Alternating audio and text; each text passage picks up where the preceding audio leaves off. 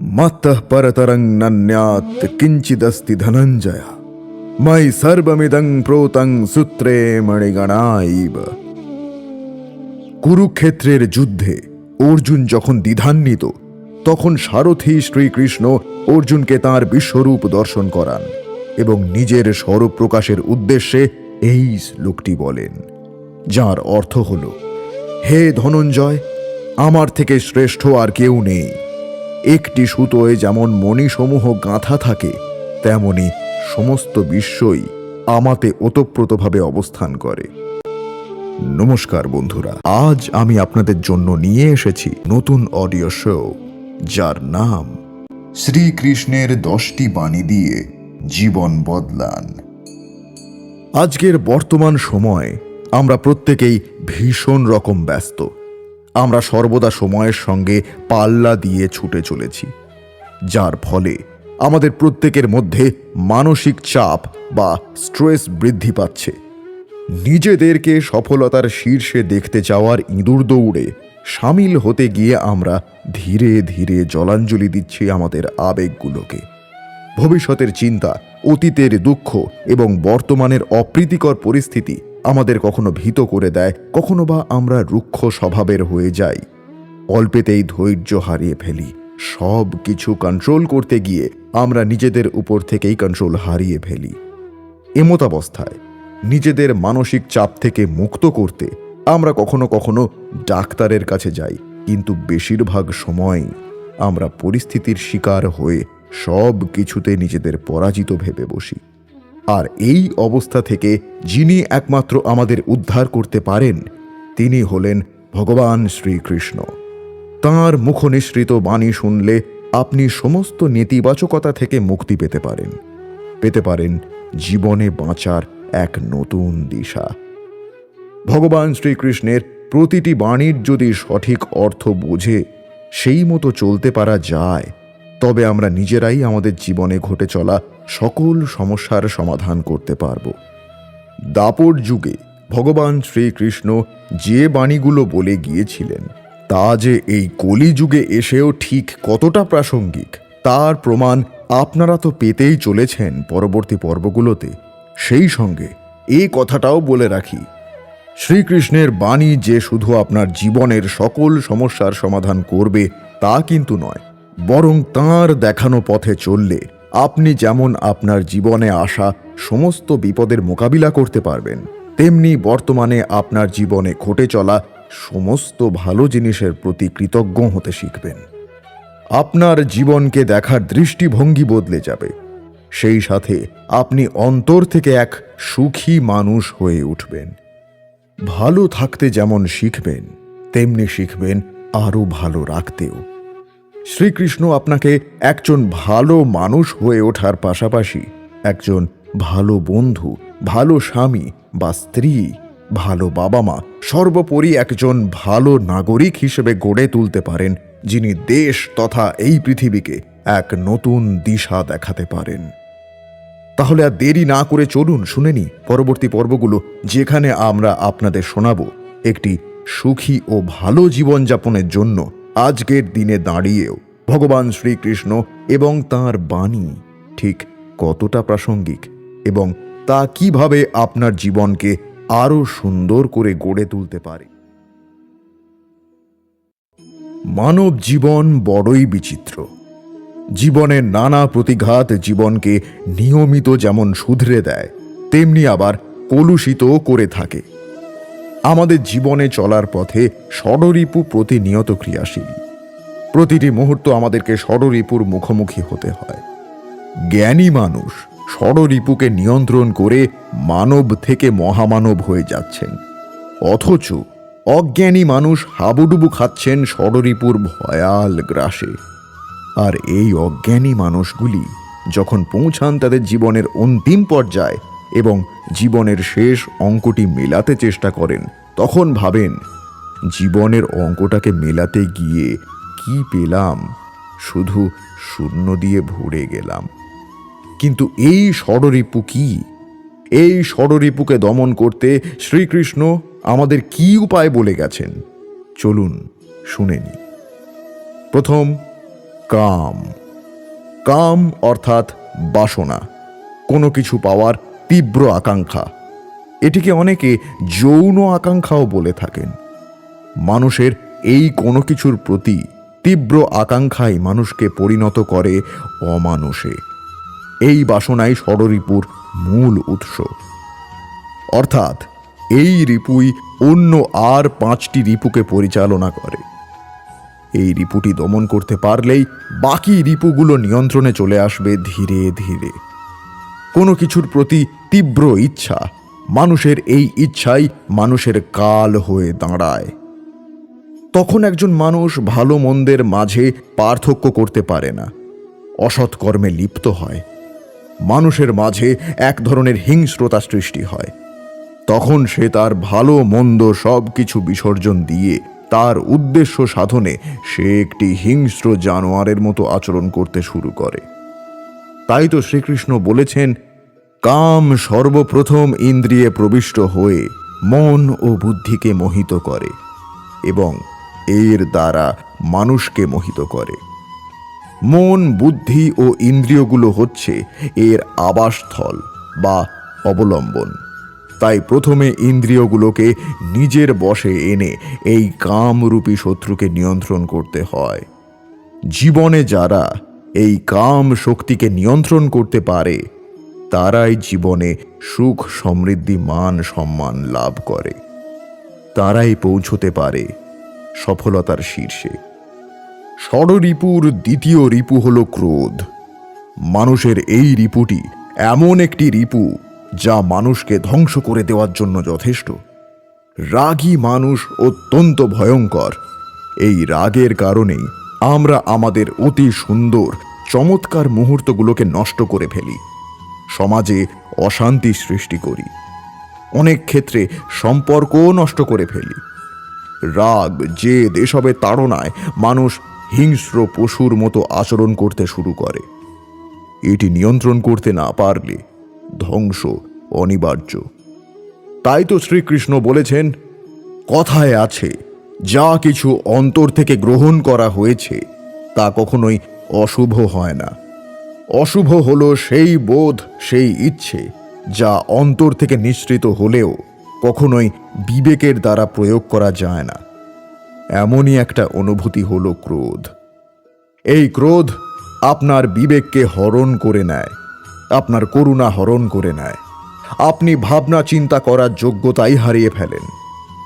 এবার যদি আপনি সংসারকে নিয়ন্ত্রণ করতে চান, ভবিষ্যতের উপর নিয়ন্ত্রণ রাখতে চান, বর্তমানের উপর নিয়ন্ত্রণ রাখতে চান, তাহলে প্রথমে নিজের ক্রোধের উপর নিয়ন্ত্রণ করা শিখতে হবে। ক্রোধ আপনার মিত্র নয়, ক্রোধ আপনার শক্তি নয়, এ হলো আপনার দুর্বলতা।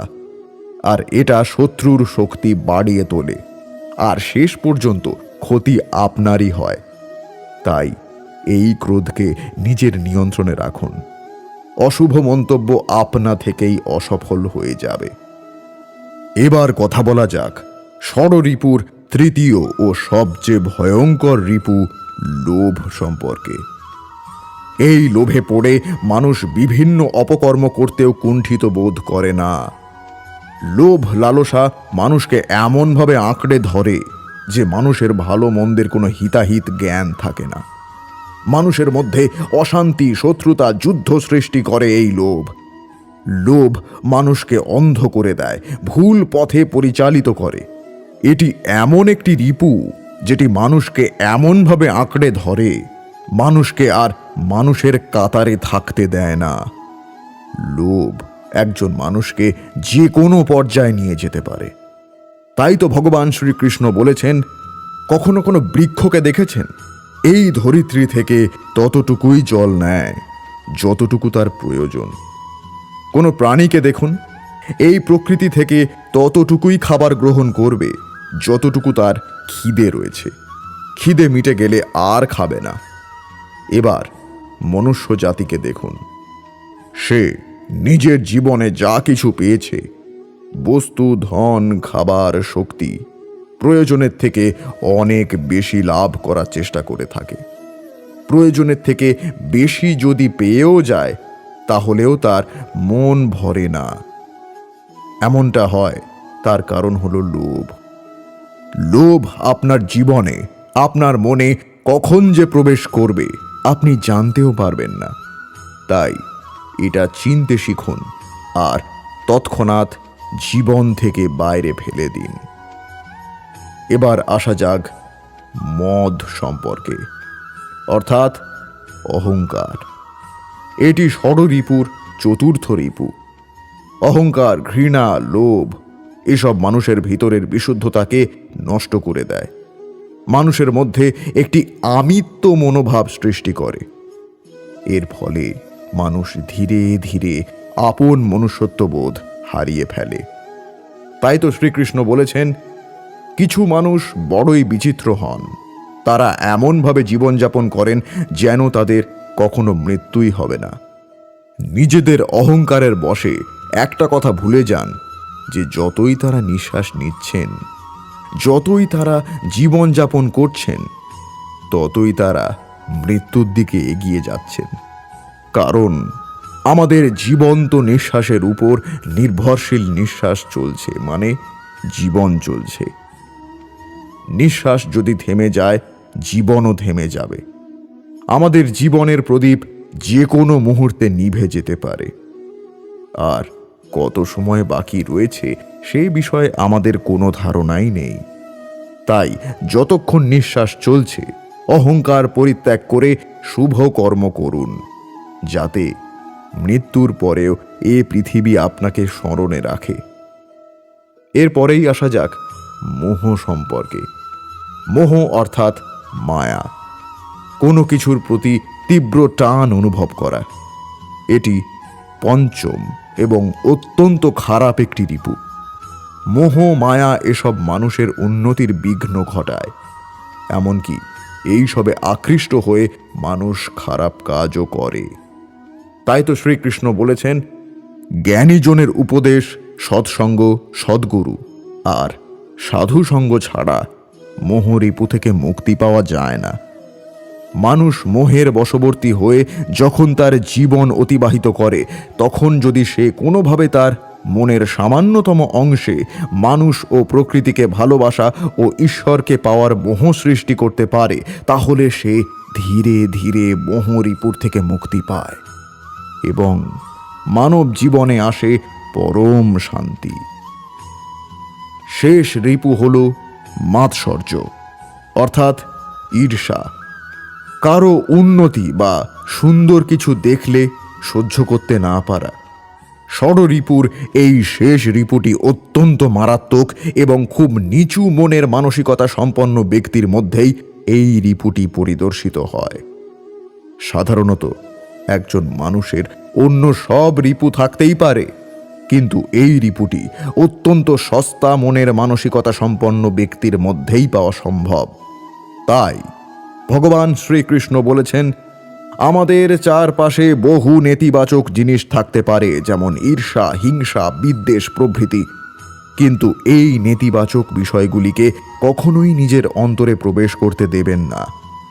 আর যদি কোনোভাবে প্রবেশ করেও যায়, তবে তাকে হৃদয়ে স্থান দেবেন না। তাহলেই আপনি জীবনে সফলতা লাভ করবেন এবং ভালোবেসে বলবেন, রাধে রাধে। তাহলে বুঝতেই পারছেন, মানুষ ষড়রিপুর মধ্যে এমনভাবে জড়িয়ে আছে, অনেক ক্ষেত্রে এটি আমাদের স্রষ্টার সান্নিধ্য লাভেও বাধা সৃষ্টি করে। মানুষ প্রকৃত সত্য হতে দূরে সরে যায়। ষড়রিপুর সংস্পর্শ মানুষের হৃদয়কে কলুষিত করে দেয়। ষড়রিপু আমাদের সব সময় মন্দ কাজের দিকে ধাবিত করে। ষড়রিপুর মোহে আকৃষ্ট হয়ে আমরা ভুলে যাই যে আমরাও মানুষ। এই ষড়রিপু মানুষের মনুষ্যত্ব ধ্বংস করে দেয়। তাই এর থেকে দূরে থাকুন এবং পরবর্তী পর্বে জেনে নিন ভবিষ্যতের চিন্তা থেকে মুক্তির উপায়।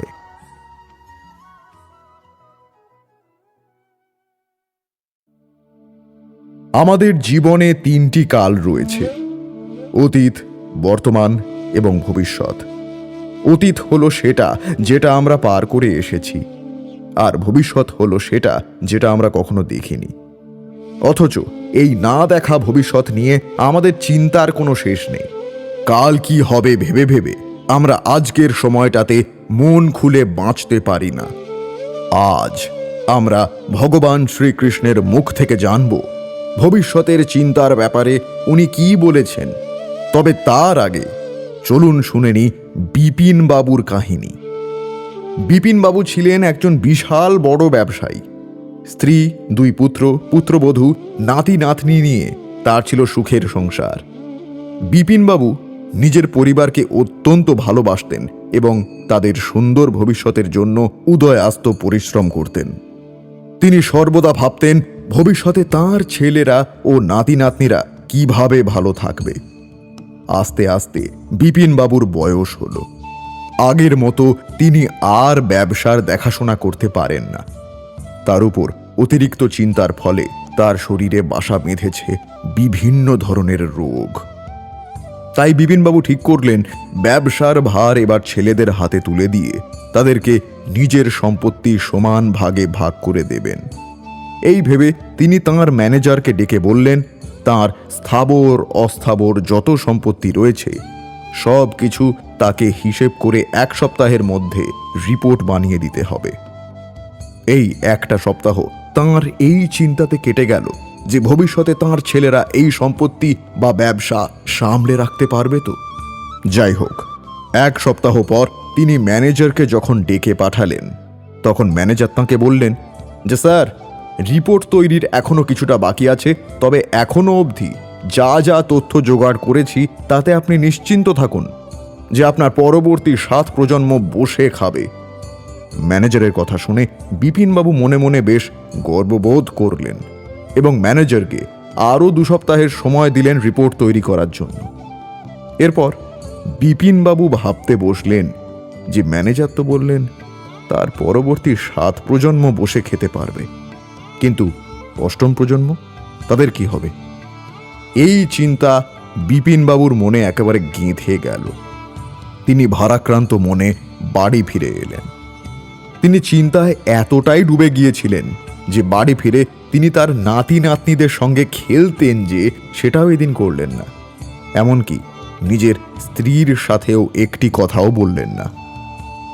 এমনভাবে কিছুদিন চলার পর বিপিনবাবু ঠিক করলেন তিনি তার গুরুদেবের আশ্রমে যাবেন এর সমাধান চাইতে। জীবনের অনেক কঠিন সমস্যায় গুরুদেব তাঁকে পথ দেখিয়েছেন। এবারও নিশ্চয়ই তিনি কোনো উপায় বলতে পারবেন। যেমন ভাবা তেমনি কাজ। গুরুদেবের আশ্রমে গিয়ে বিপিনবাবু গুরুদেবকে সমস্ত কথা খুলে বললেন এবং গুরুদেবের কাছে এর উপায় জানতে চাইলেন। গুরুদেব তখন তাকে বললেন যে এর উপায় আছে, তবে তার জন্য তোমাকে একটা কাজ করতে হবে। বিপিনবাবু বললেন, কি কাজ? গুরুদেব তখন তাকে বললেন যে শহরের পশ্চিম প্রান্তে একটি বস্তি রয়েছে। সেই বস্তির একেবারে শেষ বাড়িতে একজন বৃদ্ধা মহিলা থাকেন।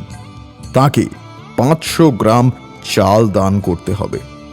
এই কথা শুনে বিপিনবাবু 1 কুইন্টাল চাল কিনে আনলেন এবং সেই বস্তিতে গিয়ে ওই বৃদ্ধার বাড়ির সামনে গিয়ে তাকে বললেন, আমি একজন সামান্য ব্যবসায়ী, কিছু দান ধ্যান করে থাকি।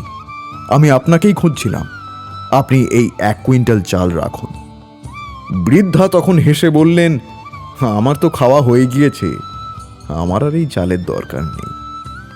বিপিনবাবু বললেন, কিন্তু পরবর্তীতে এই চাল দিয়ে আপনার অনেক দিন চলে যাবে। কিন্তু বৃদ্ধা তবুও দান নিতে চাইলেন না এবং বললেন সেটা অন্যদেরকে দিয়ে দিতে। বিপিনবাবু তখন তাকে বললেন, অন্তত কালকের জন্য আপনি 500 গ্রাম চাল রাখুন। বৃদ্ধা তখন বললেন, আমি কালকের কথা ভাবি না।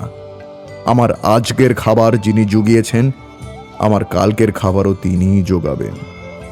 শ্রীকৃষ্ণ সবার ব্যবস্থা করে রেখেছেন, তাই আমি ভবিষ্যৎ নিয়ে অযথা চিন্তা করি না। বিপিনবাবু এবার বুঝতে পারলেন গুরুদেব কেন তাকে এই বৃদ্ধার কাছেই পাঠিয়েছিলেন। এই বিপিনবাবুর মতোই অধিকাংশ মানুষ ভবিষ্যতের চিন্তাতে এতটাই ডুবে থাকেন যে তাদের বর্তমান জীবনযাপন খারাপ হয়ে যায়। তাই তো ভগবান শ্রীকৃষ্ণ বলেছেন, ভবিষ্যতের দ্বিতীয় নাম সংঘর্ষ। হৃদয়ে আজ যদি কোনো ইচ্ছা জাগে, আর যদি তা পূর্ণ না হয়, তবে হৃদয় ভবিষ্যতের পরিকল্পনা করে। ভবিষ্যতে ইচ্ছা পূর্ণ হবে এমন কল্পনা করতে থাকে। কিন্তু জীবন জীবন না লুকিয়ে আছে ভবিষ্যতে, না আছে অতীতে। জীবনের হদিশ তো আছে এই ক্ষণে, অর্থাৎ এই মুহূর্তের অনুভবেই রয়েছে জীবনের অনুভব। কিন্তু আমরা সব জেনে বুঝেও এটুকু সত্য মেনে নিতে পারি না। হয় আমরা পুরনো স্মৃতি নিয়ে নিজেদের ঘিরে বসে থাকি, অথবা আগামী সময়ের জন্য পরিকল্পনা করতে থাকি। আর জীবন জীবন বয়ে চলে। এই সত্য যদি আমরা হৃদয়ে গেঁথে নিই যে না আমরা ভবিষ্যৎ দেখতে পাই, আর না আমরা ভবিষ্যৎ নির্মাণ করতে পারি, আমরা তো কেবল ধৈর্য আর সাহসের সাথে ভবিষ্যৎকে আলিঙ্গন করতে পারি, স্বাগত জানাতে পারি ভবিষ্যৎকে। তবেই কি জীবনের প্রতিটা মুহূর্ত জীবনের দ্বারা মুখরিত হয়ে উঠবে না? স্বয়ং বিচার করুন। আর যা হয়েছে তা ভালোই হয়েছে, যা হচ্ছে তা ভালোই হচ্ছে, আর যা হবে তা ভালোই হবে। তাই ভবিষ্যতে কি হবে তাই নিয়ে ভেবে কোনো লাভ নেই। বর্তমান নিয়ে পরম আনন্দে বাঁচতে শিখুন। শ্রীকৃষ্ণ আরও বলেছেন, ভয় আর ভবিষ্যৎ এই দুই মানুষের মনে সর্বদাই থাকে, যাদের অস্তিত্ব তার নিজের অস্তিত্বের উপর প্রভাব ফেলে। আশ্চর্য, তাই না? ভয় সেটা যা আপনি জানেন না, যা অজানা, আর সেই কারণে আপনার ভয় হয় যে কে জানে কি হবে। ভবিষ্যৎ তাই যা এখনো ঘটেইনি। তাহলে যা এখনো ঘটেইনি সেটা নিয়ে এত চিন্তা কেন? আপনার হাতে আছে বর্তমান। বর্তমানের কর্ম সত্য মন নিয়ে করুন, আর ভাবুন যে নিজের কর্ম আরো ভালোভাবে কি করে করা যেতে পারে। যদি বর্তমানের কর্ম আপনি মন থেকে করেন, তবে ভয় নিজেই দূর হয়ে যাবে, আর ভবিষ্যতের ফল অবশ্যই মিষ্টি হবে। তাই ভয় আর ভবিষ্যৎকে নিয়ে চিন্তিত হবেন না। এই বর্তমানেই বাঁচুন, আর আমার সঙ্গে বলুন রাধে রাধে। তাহলে বুঝতেই পারছেন, ভবিষ্যৎ ভালো করার চেষ্টা অবশ্যই করা উচিত, কিন্তু ভবিষ্যতের কথা ভেবে চিন্তা করে বর্তমানের আনন্দ বিসর্জন দেওয়ার কোনো মানেই হয় না। যে অবস্থায় আছেন সেই অবস্থায় খুশি থাকার চেষ্টা করুন। জীবনকে আনন্দময় করে তুলুন। প্রতি মুহূর্তকে উপভোগ করুন। অন্যকে আনন্দ দিন এবং দুশ্চিন্তা মুক্ত থাকুন। আর পরবর্তী পর্বে শুনে নিন অতীতের ভাবনা থেকে মুক্তির উপায়। অতীত যা কখনো ফিরে আসে না, যাকে বদলানো যায় না। অতীত শুধু একটা স্মৃতি হয়ে আমাদের মনের মণিকোঠায় জমা হয়ে থাকে। তবুও সেই অতীতের ভাবনা থেকে আমরা বেরোতে পারি না। আমাদের অতীত আমাদেরকে আষ্টে পৃষ্ঠে জড়িয়ে থাকে, অথচ সেই অতীতের ভাবনা থেকে বেরোনোর পথ স্বয়ং শ্রীকৃষ্ণ আমাদেরকে বলে গেছেন। আমরা শুনব তাঁর বাণী। তবে তার আগে চলুন শোনাই এক গল্প। এই গল্পটা খুব ছোট্ট একটা গল্প, তবে এই গল্পে আমি আপনাদের এমন একটি ভুলের কথা বলবো, যে ভুল কম বেশি আমরা প্রত্যেকেই জীবনের কোনো না কোনো সময় করে থাকি। আর সেই ভুল আমাদের জীবনের থেকে খুশিকে অনেক দূরে ছিনিয়ে নিয়ে চলে যায়।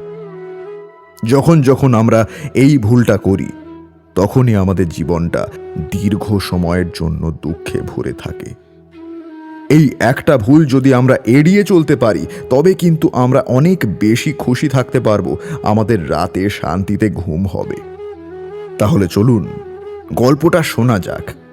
হয়তো আপনিও এই গল্পের সঙ্গে নিজেকে রিলেট করতে পারবেন। এক দেশে এক রাজা ছিল। সেই রাজা ছিলেন অত্যন্ত যুদ্ধপ্রিয়। প্রায়শই তিনি তার আশেপাশের রাজ্যগুলির সঙ্গে যুদ্ধে লিপ্ত হতেন এবং সেই রাজ্য জয় করে ফিরতেন।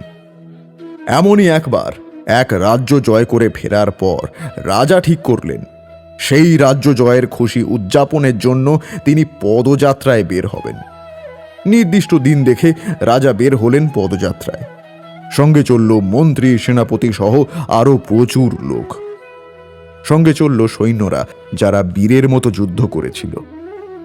পদযাত্রায় বের হওয়ার সময় রাজা তার সঙ্গে নিয়েছিলেন বেশ কিছু স্বর্ণ মুদ্রা। উদ্দেশ্য, পথের পাশে থাকা গরিব দুঃখীদের দান করবেন। পদযাত্রায় বের হওয়ার পর বেশ কিছু দূর গিয়ে রাজার নজর পড়ে একটি ভিখারির উপর। রাস্তার এক ধারে অন্যান্য প্রজারা রাজাকে দেখে হাততালি দিচ্ছিল, হই হুল্লোড় করছিল, আর রাস্তার অন্যদিকে শতচ্ছিন্ন ময়লা জামাকাপড় পরে সেই ভিখারিটি নর্দমার পাশে মনমরা হয়ে বসেছিল। রাজা তখন তার একজন সিপাইকে দিয়ে সেই ভিখারিটিকে ডেকে পাঠালেন। ভয় ভয় ভিখারিটি রাজার সামনে এসে দাঁড়াতেই রাজা তার হাতে একটি সোনার মুদ্রা দিলেন। প্রথমে তো ভিখারিটি বিশ্বাসই করতে পারেনি। পরে রাজা তাঁকে বোঝালে সে অত্যন্ত আনন্দিত হয়। তার চোখে মুখে খুশি ঝিলিক দিয়ে ওঠে। রাজাকে বারবার প্রণাম জানিয়ে সে ফিরে যায় নিজের জায়গায়। সেখানে বসে সোনার মুদ্রাটি উল্টে পাল্টে ভালো করে দেখতে যেতেই অসাবধানতাবশত মুদ্রাটি নর্দমাতে পড়ে যায়। ভিখারির খুশি নিমেষে হতাশায় বদলে যায়। সে পাগলের মতো নর্দমার মধ্যে মুদ্রাটি খুঁজতে থাকে, কিন্তু অনেক চেষ্টা করেও সে সেটাকে কিছুতেই পায় না। অন্যদিকে রাজা এতক্ষণ দাঁড়িয়ে সবটাই লক্ষ্য করছিলেন। তিনি তার সেপাইকে দিয়ে সেই ভিখারিটিকে আবার ডেকে পাঠালেন। ভিখারি কাছে আসলে তিনি তার হাতে আবার একটি স্বর্ণমুদ্রা দিলেন। রাজা লক্ষ্য করলেন ভিখারিটি এবারেও খুশি হলো, তবে প্রথমবারের মতো অতটা নয়। ভিখারি কি করল, সেই কয়েনটা সাথে নিয়ে নিজের জায়গায় ফিরে গিয়ে আবার সেই নর্দমার মধ্যে মুদ্রাটি খুঁজতে লাগলো। রাজা দূর থেকে আবার ব্যাপারটা লক্ষ্য করলেন। তিনি তাকে পুনরায় ডেকে আবার আরেকটি স্বর্ণমুদ্রা দিলেন। ভিখারিটি খুশি মনে সেটা নিল ঠিকই, কিন্তু আবার নিজের জায়গায় ফিরে গিয়ে নর্দমায় পড়ে যাওয়া মুদ্রাটি খুঁজতে লাগলো। রাজা দূর থেকে অনেকক্ষণ ধরে ভিখারিটিকে লক্ষ্য করলেন। তিনি লক্ষ্য করেন যে প্রথমবার মুদ্রাটি পেয়ে ভিখারিটি যতটা খুশি হয়েছিল, সেই একটি মুদ্রার হারিয়ে যাওয়ার দুঃখে সেই ভিখারিটি এতটাই কাতর হয়ে পড়ল যে সে পরে একটার পরিবর্তে দুটো মুদ্রা পেলেও তার আনন্দটা উপভোগ করতে পারল না। গল্পটা এখানেই শেষ। এবার আপনারাই বলুন, আমাদের জীবনেও কি ঠিক এরকম হয় না? আমাদের জীবনে একটা দুঃখ আসে। হতে পারে আমরা কোনো বড় সুযোগ হারিয়ে ফেললাম তাই জন্য, হতে পারে আমরা কোনো ব্যাপারে অসফল হলাম তাই জন্যই আমরা দুঃখ পেলাম। দুঃখ পাওয়াটা খুব স্বাভাবিক, সেখানে কোনো সমস্যা নেই। সমস্যাটা হচ্ছে যখন আমরা সেই দুঃখটাকে ধরে রাখছি। সমস্যাটা হচ্ছে যখন আমরা সেই অসফলতাটাকে ধরে রাখছি। ঘটনাটা ঘটেছে অতীতে, কিন্তু আমরা বর্তমানেও সেই জিনিসটা থেকে বেরোতে পারছি না। তাই তো শ্রীকৃষ্ণ বলেছেন, জীবনের একটি সহজ নিয়ম, গতকাল যা হয়েছে তার থেকে শিক্ষা নিন। আজকের জন্য শুধু ভালোভাবে বাঁচুন, আগামীকালের জন্য ঈশ্বরের প্রতি ভরসা রাখুন। প্রতিটি মানুষ বর্তমান কালে নিজেদের জীবন অতিবাহিত করেন, কিন্তু তার জীবনে অতীতকাল এবং ভবিষ্যৎকাল এই দুটোরই সমান গুরুত্ব রয়েছে। অতীতকাল অতিবাহিত হয়ে গেছে এবং সেটা জীবিত থাকে আমাদের স্মৃতি হিসেবে, এবং ভবিষ্যৎ হলো সেটাই যেটা আমরা শুধুমাত্র কল্পনাই করতে পারি। এবারে অতীতের কিছু স্মৃতি এমন থাকে যা আমাদের কাছে আনন্দময় হয় না। তা কটু হয়, দুঃখজনক হয়, যন্ত্রণাদায়ক হয়। আমরা যা কিছুই করি না কেন তা বদলে ফেলতে পারবো না, কিন্তু ভবিষ্যৎকালকে আমরা অবশ্যই রচনা করতে পারি যদি আজ আমরা শ্রেষ্ঠ কর্ম করি, যদি আজকের এই দিনটা আমরা আনন্দের সঙ্গে অতিবাহিত করি, সুখের সাথে অতিবাহিত করি। এক একটা মুহূর্ত আমরা আনন্দ এবং ভালোবাসার সাথে অতিবাহিত করি, তবে আপনার আজকের এই কর্ম আপনার ভবিষ্যৎ নির্ধারণ করবে। আজ আপনি যেভাবে জীবন কাটাবেন তা ভবিষ্যতে গিয়ে অতীতকালে পরিণত হবে, আর তখন আপনি এমন স্মৃতি খুঁজে পাবেন যেখানে আপনি প্রত্যেকটি মুহূর্ত প্রেম এবং আনন্দের সঙ্গে কাটিয়েছেন, এবং সেই স্মৃতি মধুর হবে। তাহলে আজ অতীতের ভাবনা ভুলে শ্রেষ্ঠ এবং উচিত কর্ম করুন। আপনি নিশ্চিত রূপে একটি উজ্জ্বল, পবিত্র, শুদ্ধ ও আনন্দময় ভবিষ্যৎ লাভ করবেন। শ্রীকৃষ্ণ আবারও বলেছেন, যদি আপনি ভবিষ্যতে সফল হতে চান তাহলে অতীতের অসফলতাগুলিকে পিছনে সরিয়ে দিতে হবে। যে জল বইতে বইতে থেমে যায় তাকে আমরা নালা বলে থাকি, তার থেকে দুর্গন্ধ বের হয়। কিন্তু যে জল বইতেই থাকে তাকে আমরা পবিত্র জল বলি। তাহলে আপনিও কর্ম করতে থাকুন, কখনো থামবেন না, আর আমার সাথে ভালোবেসে বলুন রাধে রাধে। তাহলে বুঝতেই পারছেন বন্ধুরা, আমাদের জীবন পরিবর্তনশীল। জীবন বারবার আমাদের সুযোগ দেয়। জীবন কখনোই অনবরত দুঃখ দিয়ে যায় না। জীবন কি করে, আমাদের সামনে অনেক খুশির মুহূর্ত বারবার করে নিয়ে আসে। কিন্তু আমরা কি করি? আমরা অতীতের কোনো দুঃখ অথবা অসফলতার মধ্যে নিজেকে এমনভাবে আটকে রেখে দিই যে আমরা সেই খুশির মুহূর্তগুলোকে অনুভবই করতে পারি না। ঘটনাটা ঠিক ওই একটা স্বর্ণমুদ্রা হারিয়ে যাওয়ার পরে দুটো স্বর্ণমুদ্রা পেয়েও খুশি না হতে পারার মতো। তাই যে স্বর্ণমুদ্রা অর্থাৎ যে ক্ষণ জীবন থেকে বেরিয়ে যাচ্ছে সেটা তো আর ফিরে পাওয়া যাবে না, কিন্তু সেটাকে ধরে রেখে বর্তমানে আসা স্বর্ণমুদ্রা তথা সফলতা ও খুশির মুহূর্তগুলোকে নষ্ট হতে দেবেন না। জানি অতীতকে ছেড়ে বেরিয়ে আসা খুব কঠিন, কিন্তু যদি চেষ্টা করে বেরিয়ে আসতে পারেন তবে দেখবেন বর্তমানে আপনার জন্য অনেক খুশির মুহূর্ত হাত বাড়িয়ে অপেক্ষা করে আছে। তাহলে আজ বরং চলুন আমরা শ্রীকৃষ্ণের কাছে শপথ করি যে অতীতের কোনো দুঃখের জন্য বর্তমানের ভালো মুহূর্তকে নষ্ট হতে দেব না। তার দেখানো পথে চলে সুন্দরভাবে বাঁচব। তাহলে বন্ধুরা, আজকের পর্ব এখানেই শেষ করছি। পরবর্তী পর্বে আমরা জানব অন্যের সাথে কিভাবে নিজেকে তুলনা করা বন্ধ করবেন। বিখ্যাত ব্যক্তিত্ব বিল গেটস একবার বলেছিলেন, নিজেকে কখনো অন্যের সঙ্গে তুলনা করবেন না। যদি আপনি তা করেন তবে আপনি নিজের অপমান করছেন। এই কথাটা ভীষণভাবে সত্যি। তুলনা শব্দটি অত্যন্ত ছোট হলেও এর প্রভাব আমাদের জীবনে সুদূরপ্রসারী। অন্যের সাথে নিজের তুলনা করতে করতে আমরা কখন যে নিজেদের বিশাল বড় ক্ষতি করে ফেলি তা হয়তো আমরা নিজেরাও বুঝতে পারি না। এই তুলনা করা যে ঠিক কতটা ক্ষতিকর তা বহু বছর আগেই ভগবান শ্রীকৃষ্ণ তাঁর বাণীর মাধ্যমে বলে গিয়েছেন। আজ আমরা শুনব সেই কথা, তবে তার আগে চলুন একটা গল্প শুনে নিই। এক জঙ্গলে এক কাক বসবাস করত। কাকটি নিজের জীবনে ভীষণ খুশি ছিল। সে নিজের জীবনে যা কিছু পেয়েছিল তা নিয়ে সে ভীষণ সন্তুষ্ট ছিল। খিদে পেলে এদিক ওদিক ঘুরে ঘুরে খাওয়া পেয়ে যেত। এভাবেই তার জীবন দিব্যি চলছিল।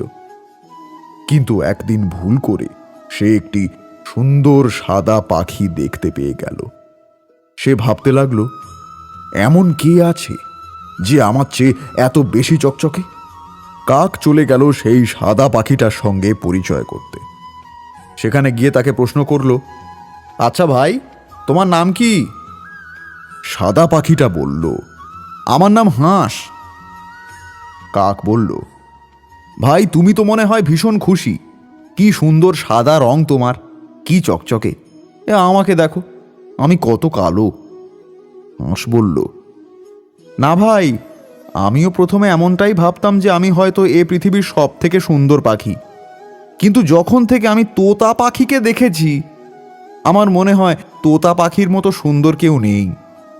তো কাক প্রশ্ন করল, তাহলে তোতা পাখির কথা আমাকে একটু বলো, যে সে কে, কিরকম দেখতে। হাঁস বলল, ভাই তোমার আমার কাছে তো একটাই রং, তুমি কালো আমি সাদা, কিন্তু তোতা পাখির কাছে দুটি রং। তোতা পাখিকে উপরওয়ালা কি সুন্দর সবুজ রং দিয়েছে, গলায় আবার লাল রং। তুমি বরং তোতা পাখির সঙ্গে গিয়ে কথা বলো, তোমার ভালো লাগবে। তো কাক এবার জঙ্গলের এদিক ওদিক এই দুই রঙা পাখিকে খুঁজতে লাগলো। অনেক কষ্ট করে তাকে খুঁজে পেল এবং তার কাছে গিয়ে জিজ্ঞাসা করল, তুমি কি তোতা পাখি? তোতা পাখি হ্যাঁ বলতে কাক বলল, তুমি ভীষণ খুশি বলো, উপরওয়ালা কি সুন্দর তোমাকে সবুজ রং দিয়েছেন, তার উপর আবার গলায় লাল দাগ। উহ, তোমার জীবনে কি আনন্দ। তোতা পাখি বলল, না না, আমিও প্রথমে ভাবতাম যে আমি হয়তো এই জঙ্গলের সব থেকে সুন্দর পাখি, আমার চেয়ে সুন্দর আর কেউ নেই। আর রঙের কথা বলছো, তুমি তো দেখলে আমি এই জঙ্গলের গাছের রঙের সঙ্গে মিশে গেছি, আলাদা করে কেউ আমাকে চিনতে পারে না। তুমিও কত কষ্ট করে আমাকে খুঁজে পেলে, কিন্তু আমি যখন থেকে ময়ূরকে দেখেছি আমি সব ভুলে গেছি। ময়ূর হলো সব থেকে সুন্দর পাখি। তো কাক তখন ময়ূরের ব্যাপারে জানতে চাইলে তোতা পাখি বলল, ময়ূর বিভিন্ন রংধারী একটি পাখি, রঙের ছটা যেন তার চারদিকে ছড়িয়ে পড়ছে, তার কত সুন্দর বড় বড় লম্বা পাখা। তুমি বরং তার সঙ্গে একবার দেখা করো, তোমার ভালো লাগবে। তো কাক এবার সারা জঙ্গলে ময়ূরকে খুঁজতে লাগলো, কিন্তু কোথাও ময়ূরের দেখা পেল না। এরপর সে ময়ূরকে খুঁজতে খুঁজতে চলে গেল শহরের এক চিড়িয়াখানায়। সেখানে সে দেখল একটি খাঁচার মধ্যে ময়ূর আছে। তাকে দেখতে কত লোক এসেছে, কত ছবি তুলছে তার। কাক মনে মনে ভাবল, একেই তো বাঁচা বলে। চিড়িয়াখানা ফাঁকা হতেই কাক ময়ূরের কাছে গিয়ে বলল, কি সুন্দর তুমি, আর কত সুন্দর তোমার জীবন, তুমি নিশ্চয়ই এই পৃথিবীর সব থেকে সুখী পাখি। এই কথা শুনে ময়ূর হেসে কাককে জিজ্ঞাসা করল, আচ্ছা তুমি কি জঙ্গলে একটাও ময়ূর দেখতে পেয়েছ? কাক না বলতেই ময়ূর বলল, আসলে শিকারীরা আমাদেরকে মেরে আমাদের পেখম বিক্রি করে দেয়, আর এই যে আমি বেঁচে আছি, আমার তো খাঁচায় বন্দি জীবন। এই যে এত লোক আসে আমার ছবি তুলতে, কই কেউ তো আমাকে মুক্ত করে না।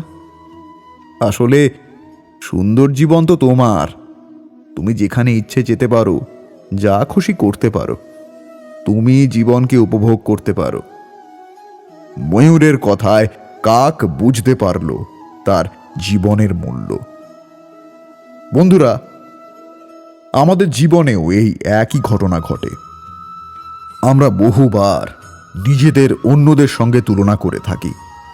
তাই তো শ্রীকৃষ্ণ বলেছেন, সূর্য আর চন্দ্র দুজনেই আকাশের অমিত চিহ্ন, দুজনেই প্রকাশ বিস্তার করে, কিন্তু সব সময় দুজনের তুলনা করা হয়। কে অধিক শীতল আর কে অধিক তীব্র, কে অধিক তেজবান আর কে অধিক শান্তিপ্রিয়। কিন্তু এই তুলনা করা কখনোই উচিত নয়, কারণ এই দুজনে যতই প্রকাশপুঞ্জ হোক, কিন্তু দুজনেই ভিন্ন। দুজনেরই নিজের নিজের মাহাত্ম্য আছে, আর দুজনেরই নিজস্ব সময় আছে আলোকিত হবার। তাই এদের কোনো তুলনাই হয় না। ঠিক সেইভাবেই আমাদের জীবনেও তুলনা করা অনুচিত হবে। নিজের তুলনা কখনো অন্য কারোর সঙ্গে করবেন না। আর যদি অন্য কেউ আপনার সাথে কারোর তুলনা করে, তাহলে সে কথায় কান দেবেন না, কারণ এই তুলনা থেকে নিজেকে হীন ভেবে নেওয়া আপনার জন্য ক্ষতিকর। এটা আপনার জন্য লাভজনক নয়। শুধু চেষ্টা করতে থাকুন, নিজেকে বিস্তার করতে থাকুন আর অপেক্ষা করতে থাকুন সঠিক সময়ের। কারণ সঠিক সময় আসলে আপনি নিজের গুণ, নিজের দক্ষতা অবশ্যই দেখাতে পারবেন। তিনি আরও বলেছেন, মানুষের একটি সমস্যা আছে যে মানুষ সাফল্যকে মাপতে থাকেন, লক্ষ্য প্রাপ্তিকে মাপতে থাকেন এবং তার তুলনা করতে থাকেন যে ও এত কিছু পেল আর আমি পেলাম না, ওর কাছে এত কিছু আছে কিন্তু আমার কাছে নেই। এই তুলনা করার জন্য ওনারা দুঃখী হয়ে পড়েন, নিরাশ হয়ে পড়েন। তাই আমি একটা প্রশ্ন করছি, এটা কি উচিত? আপনি যদি একটি বড় রেখা অঙ্কন করেন তাহলে অন্য রেখাটি ছোট হয়ে পড়ে না, সে তেমনি থাকে যেমনটা সে আগে ছিল। আপনার অস্তিত্ব কখনোই বড় বা ছোট হতে পারে না, শুধু তুলনা করার জন্য আপনার এটা মনে হতে পারে। যদি আপনি যুদ্ধ করতে চান তাহলে আপনার তলোয়ারের প্রয়োজন পড়বে, কিন্তু যদি বস্ত্র তৈরি করতে চান তাহলে এত বড় তলোয়ার দিয়ে কিছুই হবে না। তখন প্রয়োজন পড়বে একটি ছোট্ট সূঁচের। তাই তুলনা করবেন না, না নিজেকে ছোট মনে করবেন, না অন্য কাউকে। সবার সাথে সহযোগিতা করুন। আর যদি তুলনা করতেই হয় তাহলে নিজের সাথে নিজের করুন, যে কাল আমি কেমন ব্যক্তি ছিলাম আর আজকের কি তার থেকে শ্রেষ্ঠ হয়ে উঠতে পেরেছি। ভেবে দেখুন ভবিষ্যতে গিয়ে আপনি কতটা শ্রেষ্ঠ ব্যক্তি হতে পারবেন। আর আমার সাথে ভালোবেসে বলুন রাধে রাধে। তাহলে আজ এইটুকুই। পরবর্তী পর্বে আমরা জানব বিনয়ী থাকার মহিমা। বিনয় মানুষের মহান গুণ। বিনয়ী মানুষ শ্রীকৃষ্ণের প্রিয়। বিনয়ের সঙ্গে সবাই ওঠা বসা করতে চায়, অপরদিকে অহংকারীর সঙ্গে কেউ থাকতে চায় না, তাকে কেউ ভালোবাসে না। সুতরাং কোনো কোম্পানির মালিক, অফিসার অথবা উপরস্থ কর্মকর্তা যদি অধীনস্থদের প্রতি বিনয়ী হন তাহলে তারা তাকে ভালোবাসে। কোনো শিক্ষক যদি ছাত্রদের সঙ্গে আচরণে বিনয়ী হন তাহলে তারা তাকে ভালোবাসবে। কোনো পরিবারের কর্তা যদি বিনয়ী হন তাহলে পরিবারের সবাই তাকে ভালোবাসবে। কোনো সরকার যদি জনগণের প্রতি বিনয়ী হয় তাহলে তারাও সরকারকে ভালোবাসবে। বিপদের মুহূর্তে সরে পড়বে না, প্রয়োজনে নিজের সবটুকু দেওয়ার চেষ্টা করবে। তাহলে চলুন আপনাদের একটি গল্প শোনাই, তারপর শোনাবো শ্রীকৃষ্ণ বিনয়ী হওয়ার ব্যাপারে কি বলছেন। এক ভদ্রমহিলা একটি মাংস ডিস্ট্রিবিউশন কারখানায় কাজ করতেন। একদিন রুটিন কাজ সেরে তিনি ফ্রিজার রুমে গেলেন কিছু পরীক্ষা করতে, কিন্তু দুর্ভাগ্যবশত হঠাৎ করে রুমের দরজাটি ভিতর থেকে আপনা আপনি বন্ধ হয়ে গেল। তিনি সমস্ত শক্তি দিয়ে দরজা খোলার চেষ্টা করতে লাগলেন এবং চিৎকার করে সাহায্য চাইলেন, কিন্তু কেউ তার ডাকে সাড়া দিলেন না, কারণ সকল কর্মচারীরা ইতিমধ্যেই চলে গেছেন। তাছাড়া ফ্রিজার রুমের ভিতর থেকে বাইরে শব্দ শোনা অসম্ভব। 5 ঘন্টা পর যখন তিনি খুবই বিপদের মুখোমুখি, ঠিক তখনই কারখানা নিরাপত্তারক্ষী দরজা খুলে দিলেন। কাকতালীয়ভাবে সেদিন ভদ্রমহিলা প্রাণে বেঁচে যান। পরবর্তীতে ভদ্রমহিলা যখন সেই নিরাপত্তারক্ষীকে জিজ্ঞাসা করলেন, তুমি কিভাবে এখানে এলে, কেন দরজা খুললে, এটা তো তোমার রুটিন কাজ ছিল না? তখন সেই নিরাপত্তারক্ষী উত্তরে বলল, আমি এই কারখানায় 35 বছর যাবৎ কাজ করছি। এখানে 100 জনেরও বেশি শ্রমিক কাজ করে, কিন্তু অনেকের মধ্যে একমাত্র আপনি এমন একজন যিনি প্রতিদিন সকালে আমাকে শুভেচ্ছা জানান আর বিকেলে বিদায় জানান। অনেকের কাছে আমি একজন নিরাপত্তারক্ষী ব্যতীত আর কিছুই নই। যাই হোক, অন্যান্য দিনের মতো আপনি আজকের কাজে যোগদানের সময় যথারীতি স্বাভাবিক সৌজন্যতা স্বরূপ আমাকে হ্যালো বলে শুভেচ্ছা জানিয়েছেন, কিন্তু কৌতূহলবশত খেয়াল করলাম প্রতিদিনের মতো কাজ শেষে যাওয়ার সময় বাই সি ইউ টুমরো বলেননি। আমি আপনার এই মূল্যায়নটাকে সম্মান করি, কারণ এই শব্দগুলো আমাকে মনে করিয়ে দেয় যে একজন নিরাপত্তারক্ষী হলেও আমিও একজন মানুষ। তাই আমি সিদ্ধান্ত নিলাম যে আমি কারখানাটা সার্চ করব। আমার মন বলছিল আপনার কোনো একটা বিপদ হয়েছে বা হতে পারে। এভাবেই কারখানার বিভিন্ন জায়গায় আমি সার্চ করতে থাকি এবং আপনাকে খুঁজে পাই। তাহলে বন্ধুরা, আমাদের প্রত্যেকেরই কি আমাদের আশেপাশের মানুষগুলোর প্রতি বিনয়ী হওয়া, তাদের সম্মান করা উচিত নয়? কারণ আমরা জানি না আগামীকাল কি ঘটবে, আমাদের জীবনে কাকে প্রয়োজন হবে, আমাদের চরম বিপদের দিনে কে এসে দাঁড়াবে আমাদের পাশে। মানুষকে মানুষ হিসেবে সম্মান করা, মর্যাদা দেওয়া, শ্রদ্ধা করা, বিনয়ী হওয়া, এগুলো মোটেও দুর্বলতা নয়, বরং এগুলোই হচ্ছে সত্যিকারের মানুষের গুণাবলী। তাই তো ভগবান শ্রীকৃষ্ণ বলেছেন, মাটির মানুষকে সব সময় থাকতে হবে মাটির মতো বিনয়ী। বিনয় হলো মাথার মুকুট, যা শোভা সৌন্দর্য বাড়িয়ে অন্যদের চোখে তাকে করে তোলে শ্রদ্ধাশীল ও মর্যাদাবান। বিনয়ী ব্যক্তি তিনি, যিনি নিজের ঊর্ধ্বে উঠে অন্যের বিষয়ে ভাবনা চিন্তা করেন, সংসারের বিষয়ে ভাবেন। তাই বিনয়ী হওয়ার চেষ্টা করুন, একের থেকে অনেক হওয়ার চেষ্টা করুন এবং একসাথে থাকার চেষ্টা করুন। নিশ্চিত রূপে আপনি বিকাশের কারণ হবেন। শ্রীকৃষ্ণ আরও বলেছেন, প্রকৃতিগতভাবে ফুলকে সবাই ভালোবাসে। কেন ফুলকে সবাই ভালোবাসে? এর কোনো নির্দিষ্ট উত্তর নেই। তবে ফুল মানুষকে সুবাস বিলায়, মনে আনন্দ যোগায়, বিষণ্ণ মনে শান্তির পরশ বিলিয়ে দেয়। ফুলের সুঘ্রাণ নিস্তেজ শরীরকে করে তোলে প্রাণবন্ত। এর থেকে বোঝা যায় সুন্দরের প্রতি মানুষের তীব্র আকর্ষণ রয়েছে। তাই নিজের অজান্তে তার প্রতি ভালোবাসা জন্মায়। ফুলের মতো বিনয়ও হলো মানুষের সৌন্দর্য। বিনয়ী মানুষকে সবাই ভালোবাসে। বিনয় মানুষের ভূষণ আর ভদ্রতা ও নম্রতার সহায়ক। বিনয় দ্বারা ব্যক্তিত্ব প্রতিষ্ঠা করা সম্ভব, এমনকি বিশ্ববিজয়ও। যার মধ্যে যত বেশি বিনয় পাওয়া যাবে, সে তত বেশি সম্মান ও মর্যাদার অধিকারী। কারণ বিনয় দ্বারা অন্যের চোখে ভালোবাসার সৌধচূড়া নির্মাণ করা যায়।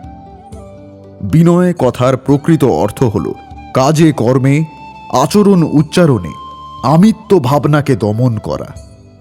নিজের মাঝে যেসব গুণাবলী ও যোগ্যতা রয়েছে তাকে ঈশ্বরের দয়া ও দান মনে করা, সেটাকে নিজের কোনো কৃতিত্ব বা বাহাদুরি মনে না করা।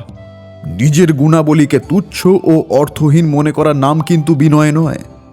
তাই নিজের অহংবোধকে ত্যাগ করুন এবং আমার সঙ্গে বলুন, রাধে রাধে। তাহলে বুঝতেই পারছেন, নম্রতা বা বিনয়ী হওয়া একজন মানুষের একটি গুরুত্বপূর্ণ গুণ।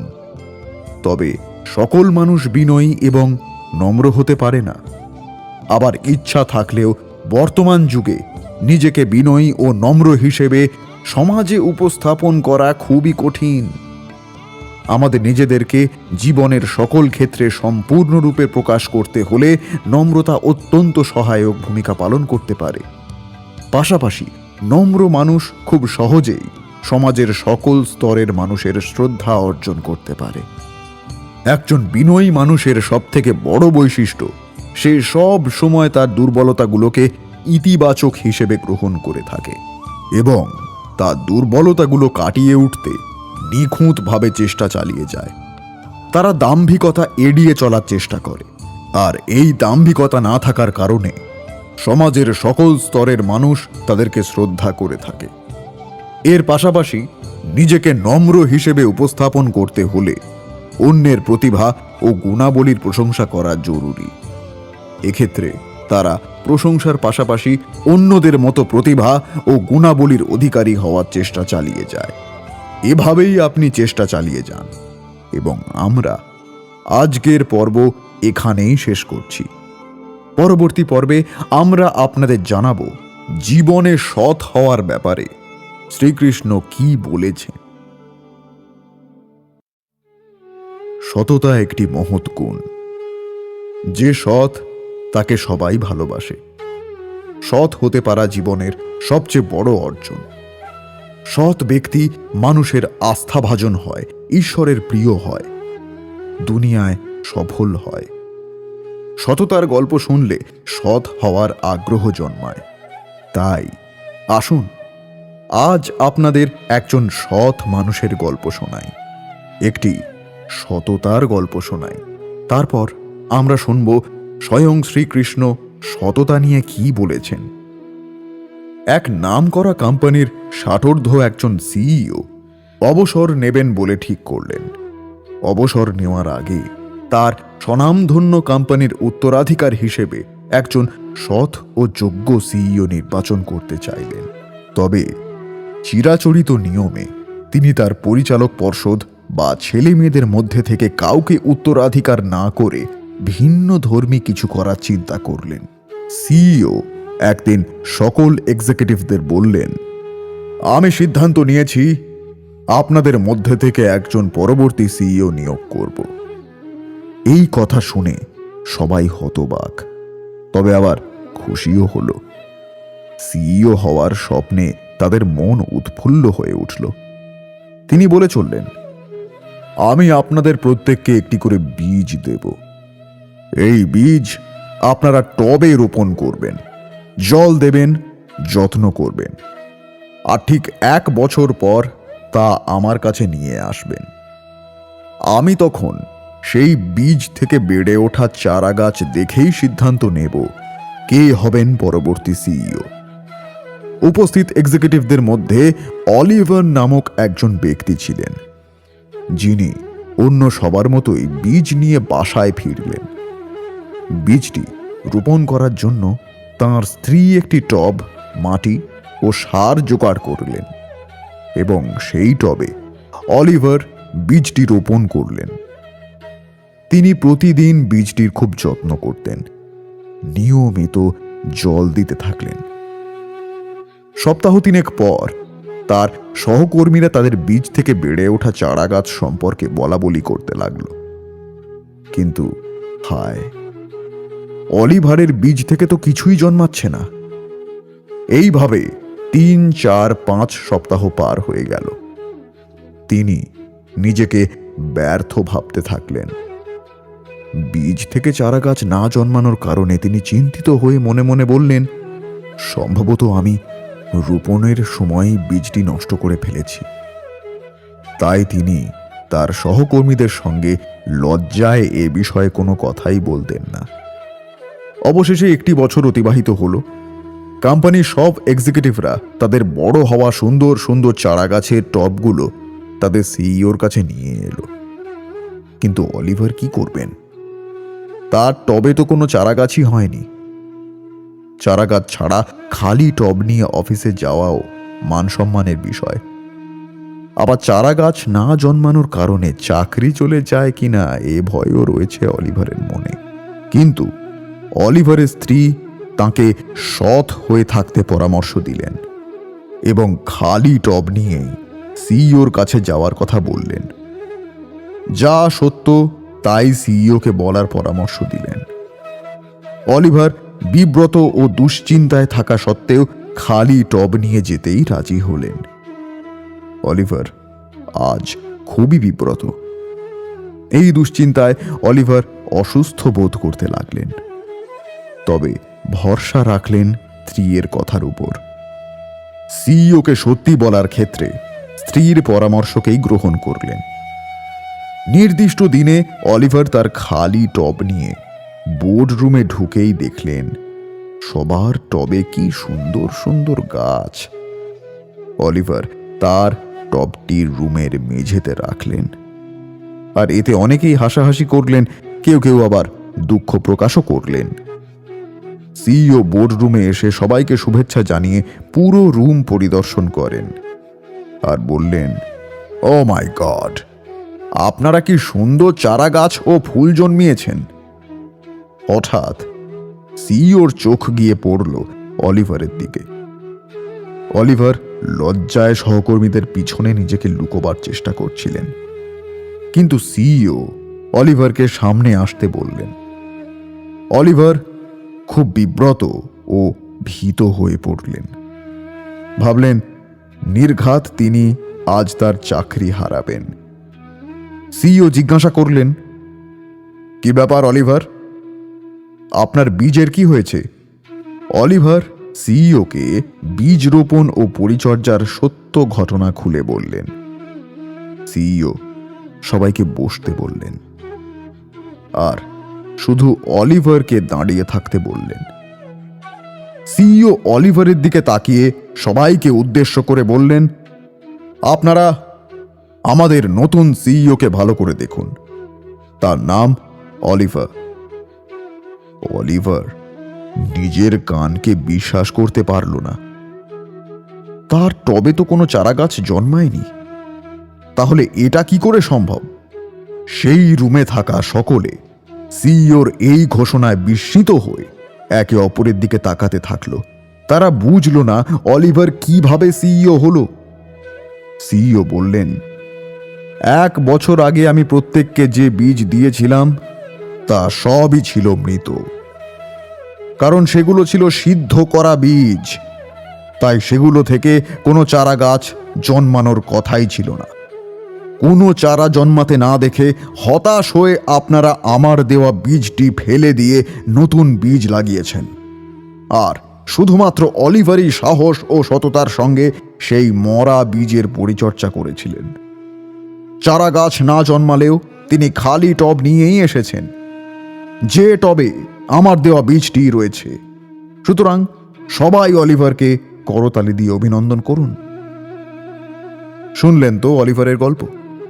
তাই মনে রাখবেন, যদি সততা রোপণ করেন তবে বিশ্বাসযোগ্যতা অর্জন করবেনই। যদি সৎ গুণ রোপণ করেন তবে ভালো বন্ধুত্ব অর্জন করবেন। যদি কঠোর পরিশ্রম রোপণ করেন তবে সাফল্য অর্জন করবেন। যদি সুবিবেচনা রোপণ করেন তবে আপনি যৌক্তিক দৃষ্টিভঙ্গি অর্জন করবেন। সুতরাং আপনি কি রোপণ করছেন সেই বিষয়ে সতর্ক থাকুন, আর তাই নির্ধারণ করে দেবে ভবিষ্যতে আপনি কি অর্জন করবেন। জীবনকে আপনি যা দেবেন, জীবন আপনাকে তাই ফেরত দেবে। তাই তো শ্রীকৃষ্ণ বলেছেন, সততার সাথে কর্ম করতে জীবনে বহু বাধার সম্মুখীন হতে হবে। ধৈর্য থাকলে অবশেষে গর্বের সাথে জয় তোমারই হবে, কারণ সততার মূল্য অতুলনীয়। সততার পুরস্কার পাওয়া যায়। যার মধ্যে সততা আছে, সমাজে তার স্থান সবার উপরে। সুন্দর জীবন গড়ার ক্ষেত্রে সততার বিকল্প নেই। তিনি আরো বলেছেন, যে কোনো কাজ যদি পূর্ণ করতে হয়, উচিতভাবে করতে হয়, উচিত সময়ের মধ্যে করতে হয়, তাহলে প্রয়োজন সততার এবং অখণ্ড প্রচেষ্টার। সততা ছাড়া আপনি যে কাজই করুন না কেন, উচিত সময় তা সম্পূর্ণ হবে না, আর মনোবাঞ্ছিত কোনো ফলই আপনি পাবেন না। তাই যে কাজই আরম্ভ করুন না কেন, সততার সাথে এবং অখণ্ড প্রচেষ্টার সাথে করুন। তখনই কর্ম এবং তখনই এই জীবন সফল হবে, এবং এই মন প্রসন্ন হয়ে বলবে, রাধে রাধে। তাহলে বুঝতেই পারছেন বন্ধুরা, সততার সুফল শত দলের মতো শত ধারায় বিকশিত। জীবনকে সুন্দর, সফল ও সার্থক করে তুলতে হলে সততার কোনো বিকল্প নেই। সততার অলংকার ছাড়া মানুষ চরিত্রবান ও মহৎ হতে পারে না। সততার আলোক রশ্মি দেশ সমাজে ছড়িয়ে পড়লে অন্যায়ের কুৎসিত অন্ধকার দূর হয়। সৎ লোক সমাজে সবার বিশ্বাসভাজন হয়ে থাকেন। যে সমাজে এমন বিশ্বাসী মানুষের সংখ্যা যত বেশি, সেই সমাজ ততই বেশি সমৃদ্ধ। তাহলে আজ এইটুকুই। আমরা পরের পর্বে জানব সাহসিকতা ঠিক কি। এই পৃথিবীতে যে সব থেকে গরিব, যার না আছে অর্থ, গাড়ি কিংবা বিলাসবহুল বাড়ি, সে কিন্তু প্রকৃত হতাশ ব্যক্তি নয়। একজন প্রকৃত হতাশ ব্যক্তি হলো সে, যে তার জীবনের উদ্দেশ্য সম্পর্কে সঠিক ধারণা করতে পারেনি, যার জীবনের কোনো লক্ষ্য নেই, যার জীবনে কোনো স্বপ্ন নেই। আপনার কাছে প্রচুর অর্থ থাকতে পারে, সম্পত্তি থাকতে পারে, কিন্তু তবুও আপনি প্রকৃত জীবনের অনুভূতি নাও পেতে পারেন। আজকে আপনি নিজের কাছে কয়েকটা প্রশ্ন করুন। বিশ্ব কোটি প্রজাতির মধ্যেও কেন আপনি জন্মগ্রহণ করেছেন সৃষ্টির সর্বোচ্চ জীব মানব হিসেবে? কি বা আপনার জীবনের প্রকৃত উদ্দেশ্য? আপনার জীবনের উদ্দেশ্য হল সফল হওয়া, একজন প্রকৃত বিজয়ী হওয়া। আপনাকে সৃষ্টি করা হয়েছে নির্দিষ্ট কোনো কাজের জন্য, যেটা একমাত্র আপনিই পূরণ করতে পারবেন, আর দুনিয়ার দ্বিতীয় কেউ নয়। আপনি সৃষ্টিকর্তার সম্পূর্ণ নিজস্ব ধারণা। তিনি আপনাকে পাঠিয়েছেন সম্পূর্ণ অনন্য এবং অদ্বিতীয় কিছু ক্ষমতা দিয়ে, এবং তিনি আপনাকে সর্বোচ্চ মাত্রায় বিশ্বাস করেন। আপনি অবশ্যই নিজেকে আবিষ্কার করতে সক্ষম। সবথেকে ক্ষতিকারক যুদ্ধ যেটা এই বিশ্বের ইতিহাস দেখেছে, সেটা শুধুমাত্র দ্বিতীয় বিশ্বযুদ্ধ, প্রথম বিশ্বযুদ্ধ নয়। সেটা হলো ভয়ের ভূমিতে যুদ্ধ। হ্যাঁ, ভয়ের ভূমিতেই যুদ্ধ, কারণ বেশিরভাগ মানুষই এই যুদ্ধে মৃত্যুবরণ করেন তাদের প্রকৃত মৃত্যুর অনেক পূর্বেই। এক্ষেত্রে কোনো রকম সুখ বেঁচে থাকতে পারে না। ভয়ের ভূমিতে বেঁচে থাকে না কোনো রকম আনন্দ, বেঁচে থাকে না কোনো রকম স্বপ্ন। সেক্ষেত্রে যারা স্বপ্ন দেখেন, তাদের স্বপ্নগুলো মৃত্যুবরণ করে এক রাশ ভয়। তাহলে চলুন আজ আপনাকে একটি গল্প শোনাই। এক গ্রামের নদীর ধারে একটি ঘর ছিল, যার নাম ছিল 1000 আয়নার ঘর। সেই গ্রামে সুন্দর হাসি মাখা মুখের একটি ছোট্ট মেয়ে ছিল। মেয়েটি একদিন তার বাবা মায়ের মুখে শুনতে পায় তাদের গ্রামের আয়না ঘরের কথা। এর আগে মেয়েটি কোনোদিন ঘর থেকে বের হয়নি। সে প্রকৃতি দেখেনি কোনো বাস্তবতা। তো সে একদিন চিন্তা করল যে সে ওই আয়নার ঘর দেখতে যাবে। তার সাথে আরেকটি মেয়েকে সে নিয়ে গেল, যে যেতে ভয় পাচ্ছিল। কিন্তু প্রথম মেয়েটি তাকে সাহস দেয় এবং সেখানে নিয়ে যায়। আয়নার ঘরের সামনে হাজির হয়ে প্রথম মেয়েটি ভাবল যে সে আগে ওই ঘরে ঢুকবে এবং সব কিছু দেখে বাইরে এলে তবেই সেই দ্বিতীয় মেয়েটি ঢুকবে। কথা মতো প্রথম মেয়েটি ওই ঘরের ভিতরে ঢুকল। প্রথমে তারও একটু ভয় করলেও সে মনে সাহস নিয়ে অজানাকে জানতে হাসি মুখে সেই ঘরে প্রবেশ করল। ঘরে ঢোকার সঙ্গে সঙ্গে আশ্চর্য সব রঙিন কারুকাজ দেখে মেয়েটির মুখ আনন্দে ভরে উঠল। সে আস্তে আস্তে এগোতে এগোতে সেই 1000 আয়নার ঘরে প্রবেশ করল। ঘরে ঢুকেই তার চক্ষু ছানা বড়া। মেয়েটি দেখল তার সামনে ঠিক তারই মতো দেখতে আরো 1000 মেয়ে হাস্যোজ্জ্বল মুখে তার দিকে তাকিয়ে আছে। সে যা করছে বাকিরাও ঠিক তাই করছে। মেয়েটি এবারে সব কিছু দেখে বেশ মজা পেয়ে বাইরে চলে এলো এবং তার সখীকে সব ব্যাপারে খুলে বলল এবং বলল যে এমন সুন্দর জায়গা আমি আগে কখনো দেখিনি। সুযোগ পেলেই এবার থেকে আমি এই জায়গায় চলে আসব। এসব কথা শুনে এবারে দ্বিতীয় মেয়েটি কিছুটা ভয় ভয় মন নিয়ে ঘরের মধ্যে ঢুকল। ঘুরতে ঘুরতে আতঙ্কিত মনে সেও এবারে সেই 1000 আয়নার ঘরে প্রবেশ করল। ঘরে ঢোকার সাথে সাথেই মেয়েটি ভয় পেয়ে উঠল। ভয় মুখ ফ্যাকাশে হয়ে গেল, আতঙ্কিত হয়ে উঠল। সে খেয়াল করল ঠিক তারই মতো দেখতে আরো 1000 মেয়ে আতঙ্কিত আর ভয়ার্ত চোখ নিয়ে তার দিকে তাকিয়ে আছে। মেয়েটি যেই ভয়তে 2 হাত তুলে বলল, তোমরা কারা? সাথে সাথেই দেখল বাকি 1000 মেয়েও 2 হাত তুলে ওর দিকে নজর দিচ্ছে। এবারে মেয়েটি প্রচন্ড ভয় পেয়ে ঘর থেকে দৌড়ে বেরিয়ে এলো এবং প্রথম মেয়েটিকে বলল, শিগগিরই বাড়ি চল এটা খুব বাজে জায়গা, আমি আর কোনোদিন এই জায়গায় আসব না। আমাদের জীবনটাও অনেকটা এই আয়নার স্বরূপ। আপনি যেভাবে জীবনকে দেখবেন, সেও ঠিক সেভাবেই আপনার কাছে ধরা দেবে। যারা সাহসিকতা, ভালোবাসা, উৎসাহ জয় করার অদম্য ইচ্ছা নিয়ে সামনে এগিয়ে যায়, জীবন তাদের কাছে অনেক সহজ ও আনন্দময় হয়ে ধরা দেয়। কিন্তু যারা হতাশা, ভয়, মানসিক অবসাদ নিয়ে সামনে এগোতে চায়, তাদের চোখে সাফল্য যেন মরীচিকা। জীবন হয়ে ওঠে ক্লান্তিকর, বিষণ্ণময়। বাস্তবতাকে আপনি যেভাবে দেখবেন, আপনার সামনে সে সেভাবেই ধরা দেবে। তাই ভয় পাবেন না। নতুন করে একবার সাহসী হিসেবে পুনর্জন্ম নিন। ভিতর থেকে শক্তিশালী হন। কোনো মুহূর্তেই দুর্বল অনুভব করবেন না। তাই তো শ্রীকৃষ্ণ বলেছেন, আপনার ভয়কে অতিক্রম করতে আপনাকে লম্বা অথবা ফর্সা হতে হবে না।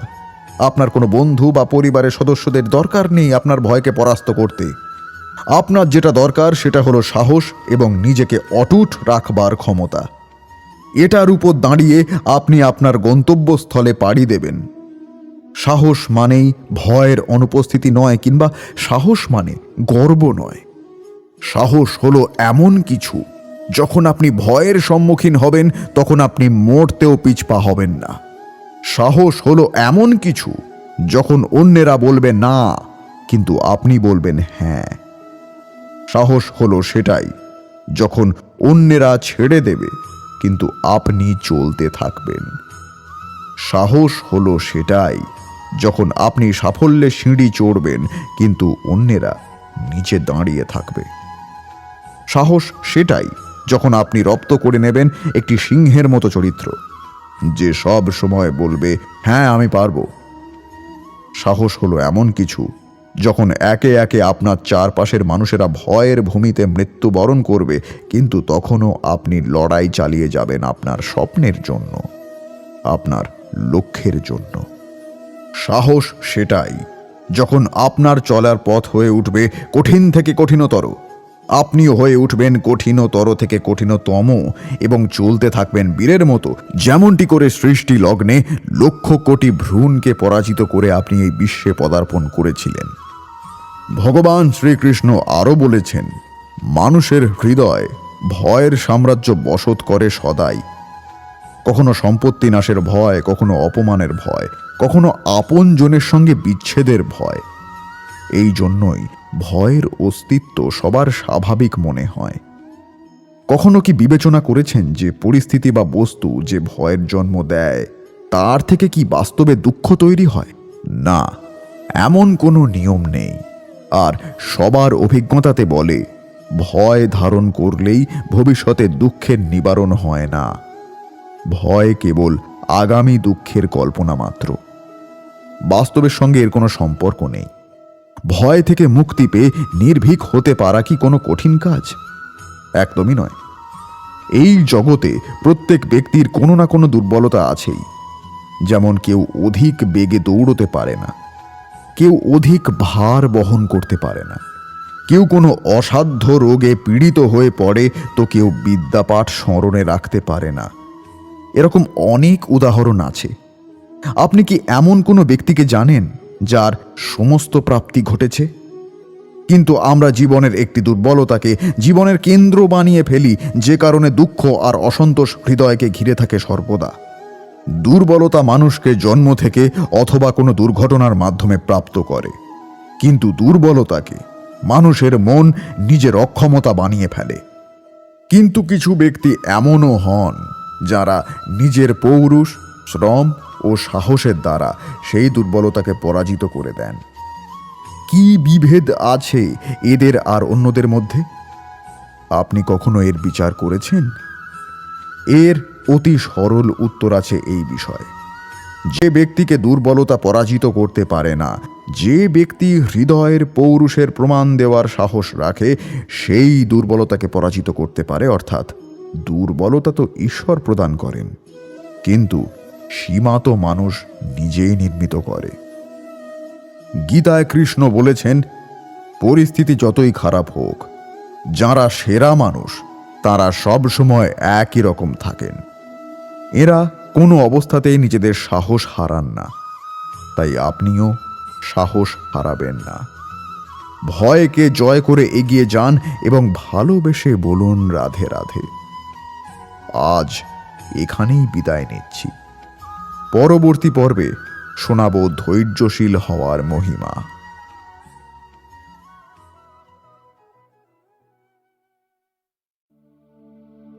ধৈর্য ও বিচক্ষণতা একে অপরের পরিপূরক। যারা ধৈর্যশীল তাদের বুদ্ধিমত্তা ও গুরুত্বের মাত্রা অন্যদের তুলনায় বহু গুণ বেশি। ধৈর্য এমন একটি গুণ যে এটি একটি উত্তেজনাপূর্ণ এবং স্নায়বিক পরিস্থিতিকে মুহূর্তের মধ্যে শান্তিতে পরিণত করে। তা সত্ত্বেও আমরা সকলেই কোনো না কোনো সময় অধৈর্য হয়ে পড়ি এবং এর ধাক্কাও বহন করি। সবাই তাদের অধৈর্যতা থেকে মুক্ত হতে চায়, কিন্তু উপায় কেউ জানে না। আপনি যেই কাজেই সফলতা চান না কেন, আপনার ধৈর্য ধরতে হবে। ধৈর্য থেকেই শুরু হবে সফলতা। আপনি জীবনে যাই হতে চান না কেন, প্রথমেই ধৈর্য ধারণ করার ক্ষমতা রাখতে হবে। জীবনে সফলতা অর্জন হচ্ছে না, কারণ হচ্ছে আপনার ধৈর্য নেই। আপনি আপনার জীবনে সব কিছুই করতে জানেন, কাজকর্ম থেকে শুরু করে সবকিছু, কিন্তু ধৈর্য নেই। তাহলে কোনোভাবেই সফল হওয়া সম্ভব নয়। তাই অবশ্যই আগে ধৈর্য ধারণ করার ক্ষমতা অর্জন করতে হবে। চলুন শুনে নিই এক ধৈর্যের কাহিনী। এক সাধু তার শিষ্যকে নিয়ে গ্রামে গ্রামে ভিক্ষা করতে বেরিয়েছিলেন। বহু গ্রামে ঘুরে সাধুটি অত্যন্ত পিপাসার্ত হয়ে একটি গাছের তলায় বসে পড়েন এবং তার দুই শিষ্যকে বলেন তার জন্য জল নিয়ে আসতে। সামনে একটি নদী ছিল। প্রথম শিষ্যটি নদীর কাছে যায় এবং গিয়ে দেখে যে নদীর জল নোংরা হয়ে আছে। সেখানে সাধারণ মানুষেরা জামা কাপড় ধুচ্ছে, গবাদি পশুরা স্নান করছে। তাই সে হতাশ হয়ে জল না নিয়েই ফিরে আসে। সাধু যখন তাকে জিজ্ঞাসা করেন যে জল কোথায়, তখন সে বলে নদীর জল অত্যন্ত নোংরা হয়েছিল বলেই সে জল আনতে পারেন। এরপর তিনি তার দ্বিতীয় শিষ্যটিকে জল আনতে পাঠান। সেও ওই নদীর সামনে গিয়ে উপস্থিত হয় এবং একই দৃশ্য দেখে। অপরদিকে বেশ কিছুক্ষণ কেটে যাওয়ার পর সাধু যখন পিপাসার কথা ভুলে শিষ্যকে খুঁজতে যাবেন ভাবছিলেন, তখন দ্বিতীয় শিষ্যটি জল নিয়ে আসে। সাধু তখন তাকে জিজ্ঞাসা করেন, তুমি কি করে জল পেলে? তখন সেই শিষ্যটি জানায় যে আমি যখন নদীর ধারে গেলাম তখন আমিও দেখলাম নদীর জল নোংরা হয়ে আছে। বহু মানুষ তাকে নোংরা করে রেখেছে, কিন্তু আমি সেখানে ধৈর্য ধরে অপেক্ষা করলাম। প্রত্যেকটি মানুষ চলে যাওয়ার পর নদীর জল যখন অনেকটা বয়ে গেল এবং শান্ত হয়ে এলো, তখন আমি সেখান থেকে পবিত্র জল নিয়ে আসলাম। তখন সাধুটি তাঁর কথা শুনে হাসলেন আর অনেক খুশি হয়ে তাকে অভিবাদন জানালেন তাঁর ধৈর্য ধরার মানসিকতার জন্য। সেই সঙ্গে তিনি প্রথম শিষ্যটিকেও ধৈর্যের একটি পাঠ শিক্ষা দিলেন। তিনি তাকে বললেন, ধৈর্য সহকারে যে কোনো কাজ করলে সেই কাজে সফলতা আসে, কিন্তু সফলতার জন্য প্রধান শর্ত হলো ধৈর্য। ধৈর্য ধরতে না জানলে কোনো কাজেই সফলতা আসে না। তাই তো শ্রীকৃষ্ণ বলেছেন ধৈর্য। এই ধৈর্য কি? কোনো গুণ, কোনো অনুভূতি, কোনো দৃষ্টিভঙ্গি? আমার জন্য ধৈর্য এক বাহন। আপনি হয়তো ভাবছেন এ কেমন বাহন? বাহন তো ঘোড়া হতে পারে, হাতি হতে পারে, উটও হতে পারে, কিন্তু ধৈর্যকে বাহন বানানো মানে? চলুন আপনাকে একটা কথা বোঝাই। পৃথিবীতে এমন কোনো বাহন নেই যা তার আরোহীকে আছাড় মেরে ফেলেনি। এটা উটই হোক, হাতি হোক অথবা ঘোড়া, চলতে চলতে নড়বড় করেই বসে। তারপর সেই আরোহী পড়ে কারোর পায়, তারপর পড়ে নিজের নজরে। কিন্তু ধৈর্যরূপী বাহন কখনো কাউকে ফেলে না, কখনো না।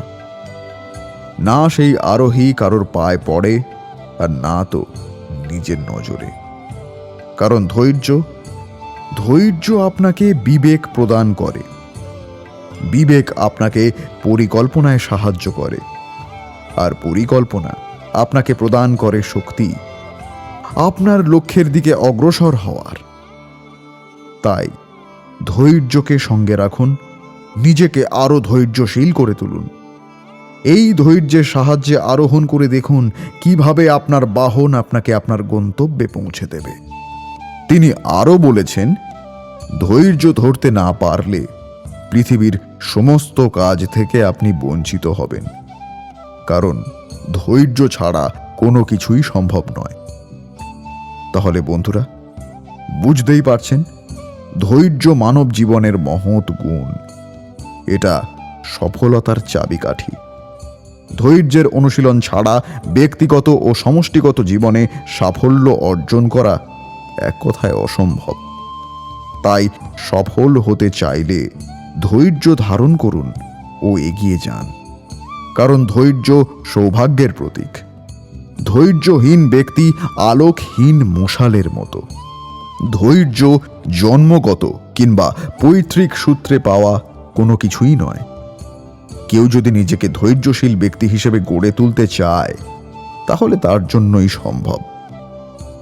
তবে বাস্তবতা হলো, মুখে বলা সহজ হলেও ধৈর্য ধারণ করা খুব কঠিন কাজ। তবুও সমাজের জন্য, মানুষের কল্যাণের জন্য তা করা আবশ্যক। সমাজ জীবনে শান্তি, শৃঙ্খলা ও কল্যাণময় জীবনযাপনের জন্য ধৈর্যের গুরুত্ব অপরিসীম। এখানে ধৈর্য শক্তি বাড়ানোর উপায় নিয়ে আলোচনা করা দরকার। ধৈর্য বাড়ানোর উপায়গুলোর অন্যতম হল সব সময় অপ্রত্যাশিত কিছু ঘটে যাওয়ার জন্য নিজেকে প্রস্তুত রাখা। যে কোনো বিষয় মানুষের ভাবনা ও পরিকল্পনা অনুযায়ী নাও হতে পারে। প্রত্যাশা হতে হবে বাস্তব ভিত্তিক। কারণ ধৈর্য ও সাফল্য একটির সঙ্গে আরেকটি অঙ্গাঙ্গীভাবে জড়িত। তাহলে বন্ধুরা, আজ এখানেই শেষ করছি। পরবর্তী পর্বে শুনব হার না মানার মানসিকতা কিভাবে তৈরি করবেন। আশা 2 অক্ষরের একটি শব্দ হলেও কি অসীম তার শক্তি! এর কোনো শেষ নেই। আশার পালে ভর করেই মানুষ তার পুরো জীবন পার করে দিতে পারে। মানুষ স্বপ্ন দেখে ঘুমিয়ে, আর আশায় বুক বাঁধে সচেতনভাবে। ঘুম ভেঙে গেলেই স্বপ্ন শেষ হয়ে যায়, তবে আশা আমৃত্যু বেঁচে থাকে। আপনি এ মুহূর্তে কোথায় আছেন সেটা জরুরি নয়, আসলে আপনি কোথায় যেতে চান সেটাই গুরুত্বপূর্ণ। ঘাত প্রতিঘাত অসংখ্যবার আসবে, তাই বলে ভেঙে পড়া যাবে না। জিততে শেখার চেয়ে বেশি জরুরি হলো হেরে গেলে সেটি মেনে নেওয়ার মানসিকতা। ঠিক এই জায়গাতেই আমরা বারবার হেরে যাই। সফলতার বিপরীত শব্দই কিন্তু ব্যর্থতা। চাণক্যের মতে ব্যর্থতা নিয়ে কখনোই আতঙ্কিত হওয়া উচিত নয়। জীবনে সাফল্য ও ব্যর্থতা পারস্পরিক সম্পর্কযুক্ত। ব্যর্থতা এলে জীবনে সাফল্য আসবেই। আমাদের শুধু যেটা করতে হবে সেটা হলো চেষ্টা, জেতার চেষ্টা। বারবার চেষ্টা করে যেতে হবে, হার মানলে চলবে না। আজ আপনাদের শোনাবো তেমনই এক হার না মানার সত্যি গল্প। আজ যার কাহিনী আপনাদের শোনাবো তার নাম হলো জশ সালভাদোর আলভারেঙ্গা। তিনি একমাত্র পৃথিবীর মানুষ যিনি প্রশান্ত মহাসাগরে 438 দিন একটি বোটে একা থেকে জীবিত ফিরে এসেছেন। 2012 সালের 17 নভেম্বর আলভারেঙ্গা ও তার এক বন্ধু মেক্সিকোর একটি সমুদ্র তট থেকে একটি বোটে ওঠে মাছ ধরতে যাওয়ার জন্য। কিন্তু মাঝ সমুদ্রে প্রবল ঝড় বৃষ্টির কারণে তাদের বোট নষ্ট হয়ে যায় এবং তারা দিশা হারিয়ে ফেলে। অপার সমুদ্রে তারা দিশাহীনভাবে একদিন, দুদিন, এক সপ্তাহ, 2 সপ্তাহ করে করে 1 মাস কাটিয়ে দেয়। আলভেরিঙ্গা ও তার বন্ধু জনমানববিহীন মাঝ সমুদ্রে একলা একটা বোটের উপর দিন কাটাতে থাকেন। সমুদ্রের জল যেহেতু তারা খেতে পারতেন না, তাই বৃষ্টির জল জমা করে রাখতেন এবং সেটাও যদি না থাকতো তাহলে মাছ কিংবা কচ্ছপ কেটে তাদের রক্ত পান করতেন এবং তাদের খেতেন বেঁচে থাকার জন্য। এভাবে 4 মাস কেটে যাওয়ার পর অ্যালভেরিঙ্গার সেই সাথীটি হার মেনে নেয়, কারণ মাসের পর মাস এরকম পরিস্থিতিতে থাকার ফলে তাদের শারীরিক ও মানসিক ক্ষতি হয়েছিল, যা সেই বন্ধুটি সহ্য করতে পারেনি এবং সে খাওয়া দাওয়া ছেড়ে দেয়, যার ফলে কিছু দিনের মধ্যেই সে মৃত্যুর কোলে ঢলে পড়ে। চোখের সামনে নিজের একমাত্র সঙ্গীকে মারা যেতে দেখে অ্যালভেরিঙ্গা ভীষণ ভেঙে পড়েন, কারণ অত বড় সমুদ্রে তখন তিনি একেবারেই একা। কিন্তু তিনি হাল ছাড়েননি, পরিস্থিতির কাছে তিনি হার মানেননি। আর এইভাবেই 14 মাস কেটে যায় একা একলা ওই সমুদ্রের মাঝে বোটের মাঝে বসে জীবনের খোঁজ করতে করতে। এভাবেই 14 মাস পর ইবন অ্যাটল নামের একটি দ্বীপ তিনি দেখতে পান এবং কোনো রকমে সেই দ্বীপের কাছে পৌঁছান। 14 মাস পর তিনি জল ছেড়ে আবার মাটিতে পা দেন এবং সেই দ্বীপের মানুষেরা তাকে সুস্থ করে বাড়ি পাঠিয়ে দেন। তাহলে বন্ধুরা, বুঝতেই পারছেন, যদি মানুষের মনে আত্মবিশ্বাস ও হার না মানার মানসিকতা থাকে, তবে সে যে কোনো প্রতিকূল পরিস্থিতি কাটিয়ে উঠতে সক্ষম হবে। তাই তো শ্রীকৃষ্ণ বলেছেন, আমাদের মধ্যে এমন অনেক মানুষ আছেন যারা বই পড়তে ভালোবাসেন, ভিন্ন ভিন্ন কাহিনী পড়েন এবং পড়তে পড়তে মাঝে এমন একটা অধ্যায় অবশ্যই আসে যা আমাদের হৃদয় স্পর্শ করে যায়। হৃদয় যন্ত্রণা অনুভব করি, তাও আমরা সেই কাহিনী শেষ পর্যন্ত পড়ি এবং তখন আমরা বুঝতে পারি যে সেই যন্ত্রণাময় অধ্যায়টি কেন এসেছিল, তা থেকে আমরা কি শিক্ষা পেলাম এবং আমরা অবশেষে লক্ষ্যেও পৌঁছালাম। কিন্তু আপনি যদি সেই যন্ত্রণাদায়ক অধ্যায়তেই থেমে যান, আপনি যদি ভাবেন আমি আর পড়ব না, তাহলে আপনি জানতেও পারবেন না যে পরবর্তীতে কি ঘটতে চলেছে। মন দুঃখে ভরে উঠবে, মনে প্রশ্ন আসতেই থাকবে যার উত্তর আমরা পাব না, নিজেদের লক্ষ্য বুঝতে পারব না। আর এভাবেই আমাদের জীবনেও যদি এমন কিছু হয় যা অত্যন্ত দুঃখজনক, যদি এমন কোনো কঠিন অধ্যায় আপনার জীবনে আসে, তাহলে থামবেন না, কারণ সেটা হলো আপনার জীবনের কাহিনীর একটি যন্ত্রণাদায়ক বা দুঃখজনক অধ্যায় মাত্র। শেষ পর্যন্ত এই কাহিনীতে টিকে থাকুন, কর্ম করতে থাকুন। আপনি বুঝে যাবেন যে কঠিন পরিস্থিতি আপনার জীবনে কেন এসেছিল। আপনি শিক্ষা লাভ করবেন এবং সফলও হবেন। আসুন আমার সাথে ভালোবেসে বলুন রাধে রাধে। তবে বন্ধুরা, ব্যক্তিভেদে আসলে এ সফলতা বা ব্যর্থতার অর্থে ভিন্নতা দেখা যায়। আপনি কি পেলেন আর কি পেলেন না, তার উপরেও এ পৃথিবীতে আপনার সফলতা বা ব্যর্থতা নির্ভর করে না। অন্য কারোর চিন্তাধারার দাস না হয়ে ওঠা, নিজের ভালো লাগার কাজটা করা, নিজের সুখের জায়গাটার সঙ্গে প্রতারণা না করা, সেটাই প্রথম ও প্রধান সাফল্য।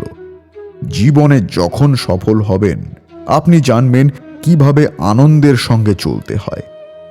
যতটুকু আছে তা দিয়েই আপনার সব চাহিদা মেটানো সম্ভব, তা সে নরকের মধ্যে দিয়ে হলেও। বলা যায়, কেউ প্রকৃতপক্ষে ব্যর্থ হয় না। হাল ছেড়ে দিলে বা ধৈর্য হারিয়ে ফেললেই শেষ পর্যন্ত হার মেনে নিতে হয়। তাহলে আজ এখানেই শেষ করছি। পরবর্তী পর্বে আমরা শিখব কিভাবে পজিটিভ থাকতে হয়। শ্রীকৃষ্ণ বলেছেন, কখনো কখনো আমাদের নিজেদের ভাবনা চিন্তাই আমাদের জীবনের পথে অগ্রসর হতে বাধা দেয়। আমাদের চিন্তা ভাবনা আমাদের সীমাবদ্ধ করে দেয়।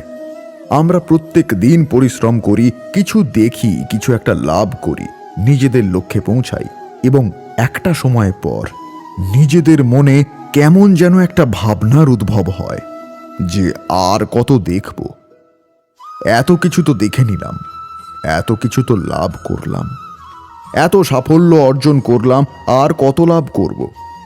আর সেখানেই আমরা থেমে যাই। এটা হয় আমাদের ভাবনার সীমাবদ্ধতার জন্য। আমরা আদতে নেতিবাচক চিন্তাধারার বশবর্তী হয়ে পড়ি। কিন্তু যদি জীবনের কথা বলি, জীবন যদি আপনাকে সেই স্থানে পৌঁছে দেয়, তাহলে তার পরবর্তী পথটাও জীবনই আপনাকে নিশ্চিতভাবে দেখাবে। প্রয়োজনটা হলো সেই পথটা দেখার এবং সেই পথে অগ্রসর হবার। আমরা জীবনে প্রগতি লাভ করি, বিকাশ লাভ করি, কিন্তু একটা সময় পর আমরা থেমে যাই। কিন্তু সেটা করলে চলবে না। তাই নিজেকে বাধা দেবেন না, নেতিবাচক হবেন না, নিজের জীবনের উদ্দেশ্যকে সীমিত করবেন না। সর্বদা ইতিবাচক চিন্তা করুন এবং সামনে অগ্রসর হতে থাকুন। আর আমার সাথে ভালোবেসে বলুন, রাধে রাধে। আসলে বন্ধুরা, একটি সফল জীবন কাটানোর জন্য মনে একটি ইতিবাচক বা পজিটিভ ভাব ধরে রাখাটা খুবই জরুরি। আপনার মন যদি নেগেটিভ অবস্থায় থাকে, তাহলে মানসিক চাপ, দুঃখ, দ্বিধা, ভীতি ইত্যাদির দ্বারা আক্রান্ত হবেন। আর তাতে করে আপনার কাজেও তার প্রভাব পড়বে। দিনের পর দিন এভাবে কাটলে সপ্তাহ, বছর, এমনকি সারা জীবনই হয়তো আপনাকে এই নেতিবাচকতার ফাঁদে বন্দী হয়ে অস্বস্তিকর ও অসফল অবস্থায় কাটাতে হবে। তাই এর থেকে বের হয়ে এসে মনে সব সময় ইতিবাচক ভাব ধরে রাখার কোনো বিকল্প নেই। এ কথা সত্যি যে আমাদের দৈনন্দিন জীবনকে নেতিবাচকতা সব সময় ঘিরে রাখে। প্রতিদিনই কোনো না কোনো প্রকারের নেতিবাচকতা আমাদের জাপটে ধরে এবং বেশিরভাগ মানুষই তার কাছে নতি স্বীকার করে। কিন্তু আমরা অনেক সময়ই ভুলে যাই নেতিবাচকতার পাশাপাশি ইতিবাচকতাও আমাদের চারপাশে ছড়িয়ে থাকে। কিন্তু বেশিরভাগ সময় আমরা প্রথমটিকে জিততে দিই, যার ফলে আমাদের দিনগুলো মনের মতো করে কাটে না। এর থেকে বাঁচার একমাত্র উপায় নেতিবাচকতার সঙ্গে লড়াই করে নিজের মনকে সব সময় ইতিবাচকতার দিকে ঝুঁকিয়ে রাখা। একটি মন যখন সচল থাকে, তখন সেই মনে তেমন কোনো নেতিবাচক ভাবনা আসতে পারে না। আপনার জীবনের একটি লক্ষ্য স্থির করুন এবং প্রতিদিন সেই লক্ষ্যে কাজ করে যান। সমস্যার জায়গায় সমাধানের দিকে ফোকাস করুন, সমাধানের পদ্ধতির দিকে ফোকাস করুন। সমস্যা নিয়ে চিন্তা করলে কোনো লাভ হবে না। সমাধানের দিকে ফোকাস করে সেই অনুযায়ী কাজ করলে সমস্যা এমনিতেই মিটে যাবে। মনকে সব সময় পরিকল্পনা ও জ্ঞান অর্জনে ব্যস্ত রাখুন। সব সময় নতুন কিছু শেখার জন্য মনকে খোলা রাখুন। যে বিষয়ে আপনি দক্ষ আছেন বা হতে চান, সেই বিষয় নিয়ে পড়াশোনা করুন অথবা টিউটোরিয়াল দেখুন। মোট কথা, মনকে ভালো কাজে ব্যস্ত রাখুন, শেখায় ব্যস্ত রাখুন। নেতিবাচকতা আপনার উপর প্রভাব ফেলার সময়ই পাবে না। এছাড়াও নিজেকে ইতিবাচক রাখতে আপনি যা করতে পারেন তা হলো নিজের জীবনে ঘটে চলা ইতিবাচক দিকগুলো লিখে রাখতে পারেন। ইংরেজিতে একে বলা হয় ব্লেসিং লিস্ট। পৃথিবীর অনেক সফল মানুষই এই কাজটি করে থাকেন। আগেই বলেছি যে আপনার চারপাশে নেতিবাচকতার পাশাপাশি অনেক ইতিবাচকতাও ঘিরে থাকে। প্রতিদিন সকালে মেডিটেশন বা প্রার্থনার পর কাগজ কলম নিয়ে বসে আপনার জীবনের পজিটিভ দিকগুলো লিখুন। জীবনের কোন কোন ঘটনা ও বিষয়ের জন্য আপনি জীবন ও সৃষ্টিকর্তার প্রতি কৃতজ্ঞ তা এই লিস্টে লিখতে থাকুন। প্রতিদিন জীবনের নতুন নতুন ইতিবাচক দিকগুলো ভেবে বের করুন। এতে করে আপনি প্রতিদিনই নতুন করে অনুপ্রেরণা ও এনার্জি পাবেন। এছাড়াও যখনই আপনার কাজ বা অন্যান্য ক্ষেত্র থেকে চাপ আসবে, অল্প একটু সময় বার করে সেই সব ব্যাপারের ইতিবাচক দিকগুলো লিখুন। সব থেকে ভালো হয় এসব লেখার জন্য যদি আপনি একটি জার্নাল বা ডায়েরি রাখতে পারেন। মাঝে মাঝেই এই লেখাগুলোতে চোখ বোলান। প্রতিদিন কিছু সময়ের জন্য এটা করলে আপনার ফোকাস জীবনের নেতিবাচক দিকগুলো থেকে সরে এসে ইতিবাচক দিকে চলে যাবে। আপনার সব ধরনের চিন্তাভাবনাই ইতিবাচককে পরিচালিত হতে থাকবে। আশা করি আপনি এতে সফল হবেন এবং ভালো থাকবেন। আজকের পর্ব এখানেই শেষ করছি। পরবর্তী পর্বে আমরা শিখব সব কিছু নিয়ন্ত্রণ করতে চাওয়া কেন উচিত নয়। আজ প্রথমেই আপনাদের একটা গল্প শোনাই। এক কৃষক হতাশ ছিলেন প্রকৃতি তার ফসলের গুণাগুণ নির্ধারণ করে বলে। একদিন তিনি সৃষ্টিকর্তাকে বললেন, আমি প্রকৃতির নানান উদ্ভট কার্যকলাপে ক্লান্ত, সব কিছু ভুল সময়ে হচ্ছে, আপনি ওগুলো আমার হাতে ছেড়ে দিন। সৃষ্টিকর্তা বেশ খোশ মেজাজে ছিলেন। তিনি বললেন, ঠিক আছে, আজ থেকে প্রকৃতি তোমার হাতে। তারপর কৃষক তার ফসলের পরিকল্পনা করলেন। তিনি বৃষ্টিকে ডাকলেন, বৃষ্টি আয়, আর বৃষ্টি চলে এলো। তিনি জমিতে আঙুল ঢুকিয়ে দেখলেন, ঠিক আছে, 6 ইঞ্চি অবধি মাটি ভিজে গেছে। এরপর বললেন, বন্ধ হয়ে যা। তারপর তিনি জমিতে লাঙল চালিয়ে ভুট্টার বীজ বপন করে 2 দিন অপেক্ষা করলেন। প্রথমে বৃষ্টি, তারপর রোদ এলো তার ইচ্ছা মতো। এভাবেই তিনি জমিতে কাজ করতে থাকলেন। সবকিছুই তার ইচ্ছা মতো হলো। কৃষক ভাবলেন, হয়তো ভুট্টার ফলন এবার বেশ ভালোই হবে। খুবই আনন্দে ছিলেন। যখন ফসল কাটার সময় এলো, চেয়েছিলেন যাতে কোনো পাখি না আসে। তার ইচ্ছা মতো প্রথম থেকেই কোনো পাখি সেখানে ছিল না। তিনি জমিতে গেলেন ফসল কাটতে। যখন ফসলগুলোর দিকে তাকালেন, দেখলেন গাছগুলোর মধ্যে কোনো ফল আসেনি। তখন ভাবলেন, এটা কি উদ্ভট ব্যাপার, আমি কি ভুল করলাম? তিনি কিছুই বুঝে উঠতে পারলেন না, কারণ সব কিছুই নিজে নিয়ন্ত্রণ করেছিলেন। বৃষ্টি, জল আর রোদ সব সঠিকভাবে। তিনি সৃষ্টিকর্তার কাছে গিয়ে জিজ্ঞেস করলেন, আমি সবকিছুই ঠিকভাবে করেছি, কিন্তু গাছে কোনো ফল আসেনি, আপনি কি আমার ফসল নষ্ট করেছেন? সৃষ্টিকর্তা বললেন, আমি সব কিছু দেখেছি, তুমি নিয়ন্ত্রণ করেছিলে বলে আমি হস্তক্ষেপ করতে চাইনি।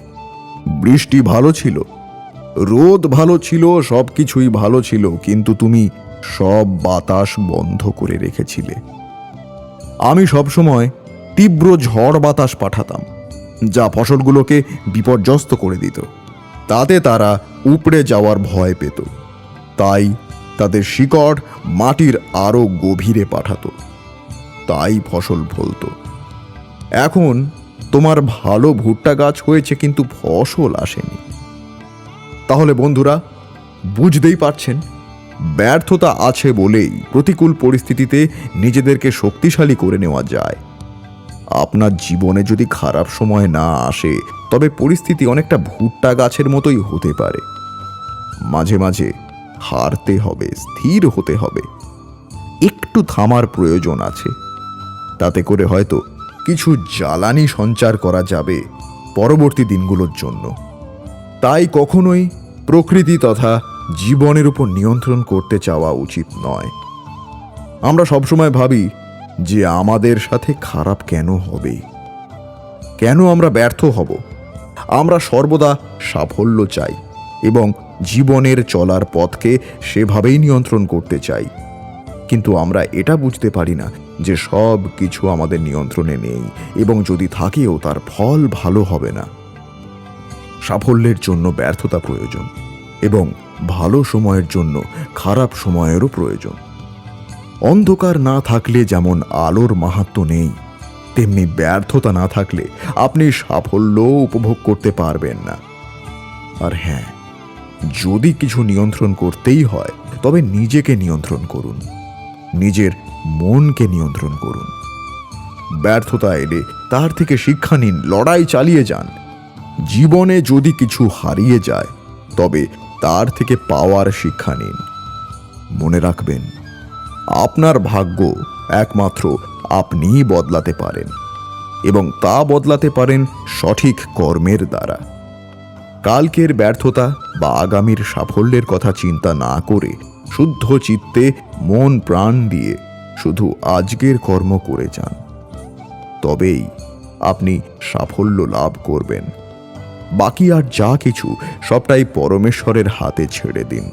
তিনি যখন আপনাকে সৃষ্টি করেছেন তখন তিনি অবশ্যই আপনার জন্য ভালো কিছু ভেবে রেখেছেন।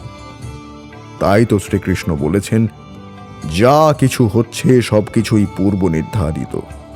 পরমেশ্বর ভগবানের ইচ্ছে ছাড়া গাছের একটি পাতাও নড়ে না। তাই যা হচ্ছে সবকিছুই মঙ্গলময়। হয়তো আপনি তার খারাপ প্রভাবটি দেখতে পাচ্ছেন, মঙ্গলময় প্রভাবটি দেখতে পাচ্ছেন না, কিন্তু একটা দীর্ঘ সময় যাওয়ার পর একটি খারাপ ঘটনার মধ্যে দিয়েও আপনি ভালো প্রভাব দেখতে পাবেন। তাই আমার সঙ্গে বলুন, রাধে রাধে। তাহলে বন্ধুরা, আজকের পর্ব এখানেই শেষ করছি।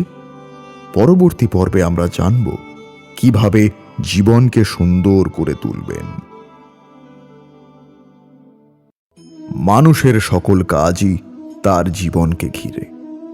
জীবনকে গুছিয়ে সুন্দর করে তোলার প্রত্যাশা সবারই থাকে, কিন্তু হতাশা আর ব্যস্ততা মানুষকে স্বাভাবিক জীবন থেকে অনেক দূরে সরিয়ে নিয়ে যায়। একটু আনন্দ আর খুশি আপনার স্বাভাবিক জীবনকে পারে সহজ করতে। একঘেয়েমি জীবন থেকে মুক্তি পেতে চাইলে ব্যস্ত জীবনে চাই একটু বাড়তি আনন্দ আর অবকাশ। তার জন্য প্রথমেই যে কাজগুলো আপনাকে করতে হবে সেগুলো হলো, প্রথমেই নিজেকে হতাশা থেকে দূরে রাখুন। যে কোনো কাজে সফল না হলে হতাশ হয়ে পড়বেন না, এতে আপনার স্বাভাবিক জীবনযাত্রা ব্যাহত হবে। বারবার অসাফল্যের কথা চিন্তা করলে আপনি শারীরিক ও মানসিকভাবে দুর্বল হয়ে পড়বেন।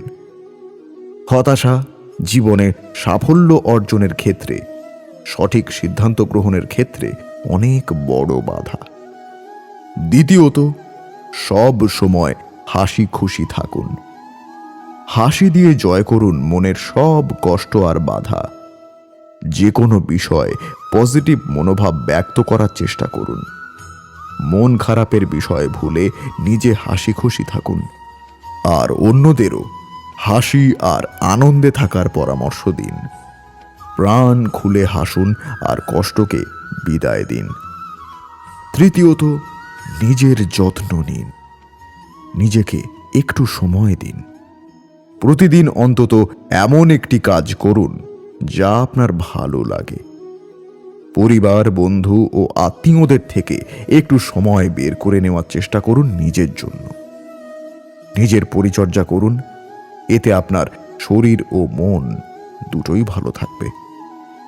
চতুর্থত, নিয়মিত ব্যায়াম করুন। ব্যায়াম করলে স্বাস্থ্য ভালো থাকে। হাঁটা সব থেকে ভালো ব্যায়াম।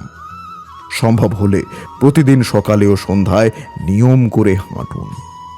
এতে আপনার স্বাস্থ্য ঝুঁকি যেমন কমবে, তেমনি আপনাকে দুশ্চিন্তা মুক্ত রাখতে সাহায্য করবে। এছাড়া মন ভালো রাখতে যোগাও করতে পারেন। সর্বশেষে যেটা বলা যায় তা হলো, অবসর পেলে ঘুরে বেড়ান। নগর জীবন থেকে একটু অবসর নিতে ঘুরে আসতে পারেন পরিবার বা বন্ধু বান্ধবদের সঙ্গে আপনার পছন্দের যে কোনো জায়গায়। তবে ঘুরে বেড়ানোর জন্য যে কোনো খোলামেলা জায়গা নির্বাচন করুন। এতে মনে আসবে প্রশান্তি আর আনন্দ। এছাড়া ও পূর্ববর্তী পর্বে আমরা যে বিষয়গুলো নিয়ে আলোচনা করেছি তা অবশ্যই মাথায় রাখবেন। শ্রীকৃষ্ণের দেখানো পথে চললে আপনার জীবনের কোনো বাধাই আর বাধা বলে মনে হবে না। ব্যর্থতাকেও আপনি হাসি মুখে গ্রহণ করতে পারবেন এবং সাফল্য অর্জন করতে পারবেন। আসুন আমরা শুনে নিই জীবনকে সুন্দর করে তুলতে শ্রীকৃষ্ণ আমাদের কি উপদেশ দিয়েছেন। কি হলো, মন খারাপ? ভাবছেন জীবনের সমস্ত দুঃখ, সমস্ত কষ্ট, সমস্ত সমস্যা আমার ঝুলিতে এসেই জড়ো হলো? সবাই এটাই ভাবেন। চলুন, আমি আপনাকে বিচার বিবেচনা করতে বাধ্য করছি। ভাবুন, ঝিনুকের পেটের ভিতর কাঁকরের এই যন্ত্রণা, ঝিনুককে তা কেন ভোগ করতে হয়? বটবৃক্ষের বীজ মাটিতে 7 হাত নিচে অন্ধকারে ঘেরা থাকে কেন? সংসারের সবথেকে তীক্ষ্ণ জ্বালা সূর্যকেই জ্বালায় কেন? কারণ ঝিনুকের মধ্যে সেই ক্ষমতা রয়েছে মুক্ত জন্ম দেওয়ার। বটবৃক্ষের বীজেই সেই বল রয়েছে যে সে সংসারের সবথেকে দৃঢ় বৃক্ষ হতে পারে। সূর্যের মধ্যে সেই ক্ষমতা রয়েছে যে সে নিজে জ্বলে এই ব্রহ্মাণ্ডকে প্রকাশ দিতে পারে। সেজন্য জীবনে যখনই বিপদ আসবে, সমস্যা আসবে, তখন নিজেকে বোঝান যে প্রকৃতি আপনাকে এই জন্য চয়ন করেছে, যে প্রকৃতি এটাই ভাবে যে এই পরিস্থিতিতে সর্বশ্রেষ্ঠ ফলাফল আপনিই বের করতে পারবেন। তাই আমার সঙ্গে বলুন, রাধে রাধে। বন্ধুরা, তাই নিজেকে চিনুন, নিজের ক্ষমতা সম্পর্কে জানুন। নিরাশাকে মনের মধ্যে আশ্রয় না দিয়ে পরিস্থিতির সাথে লড়াই করুন এবং নিজের কর্ম করে যান। আপনার কর্মই একমাত্র আপনাকে সঠিক পথ দেখাতে পারবে এবং আপনার জীবনকে সুন্দর করে তুলতে পারবে। বন্ধুরা, আমাদের এই অডিও শো আজ আমরা এখানেই শেষ করছি। পরবর্তীতে এমনই আধ্যাত্মিক ও অনুপ্রেরণামূলক গল্প নিয়ে আমরা আবার আপনাদের কাছে ফিরে আসব।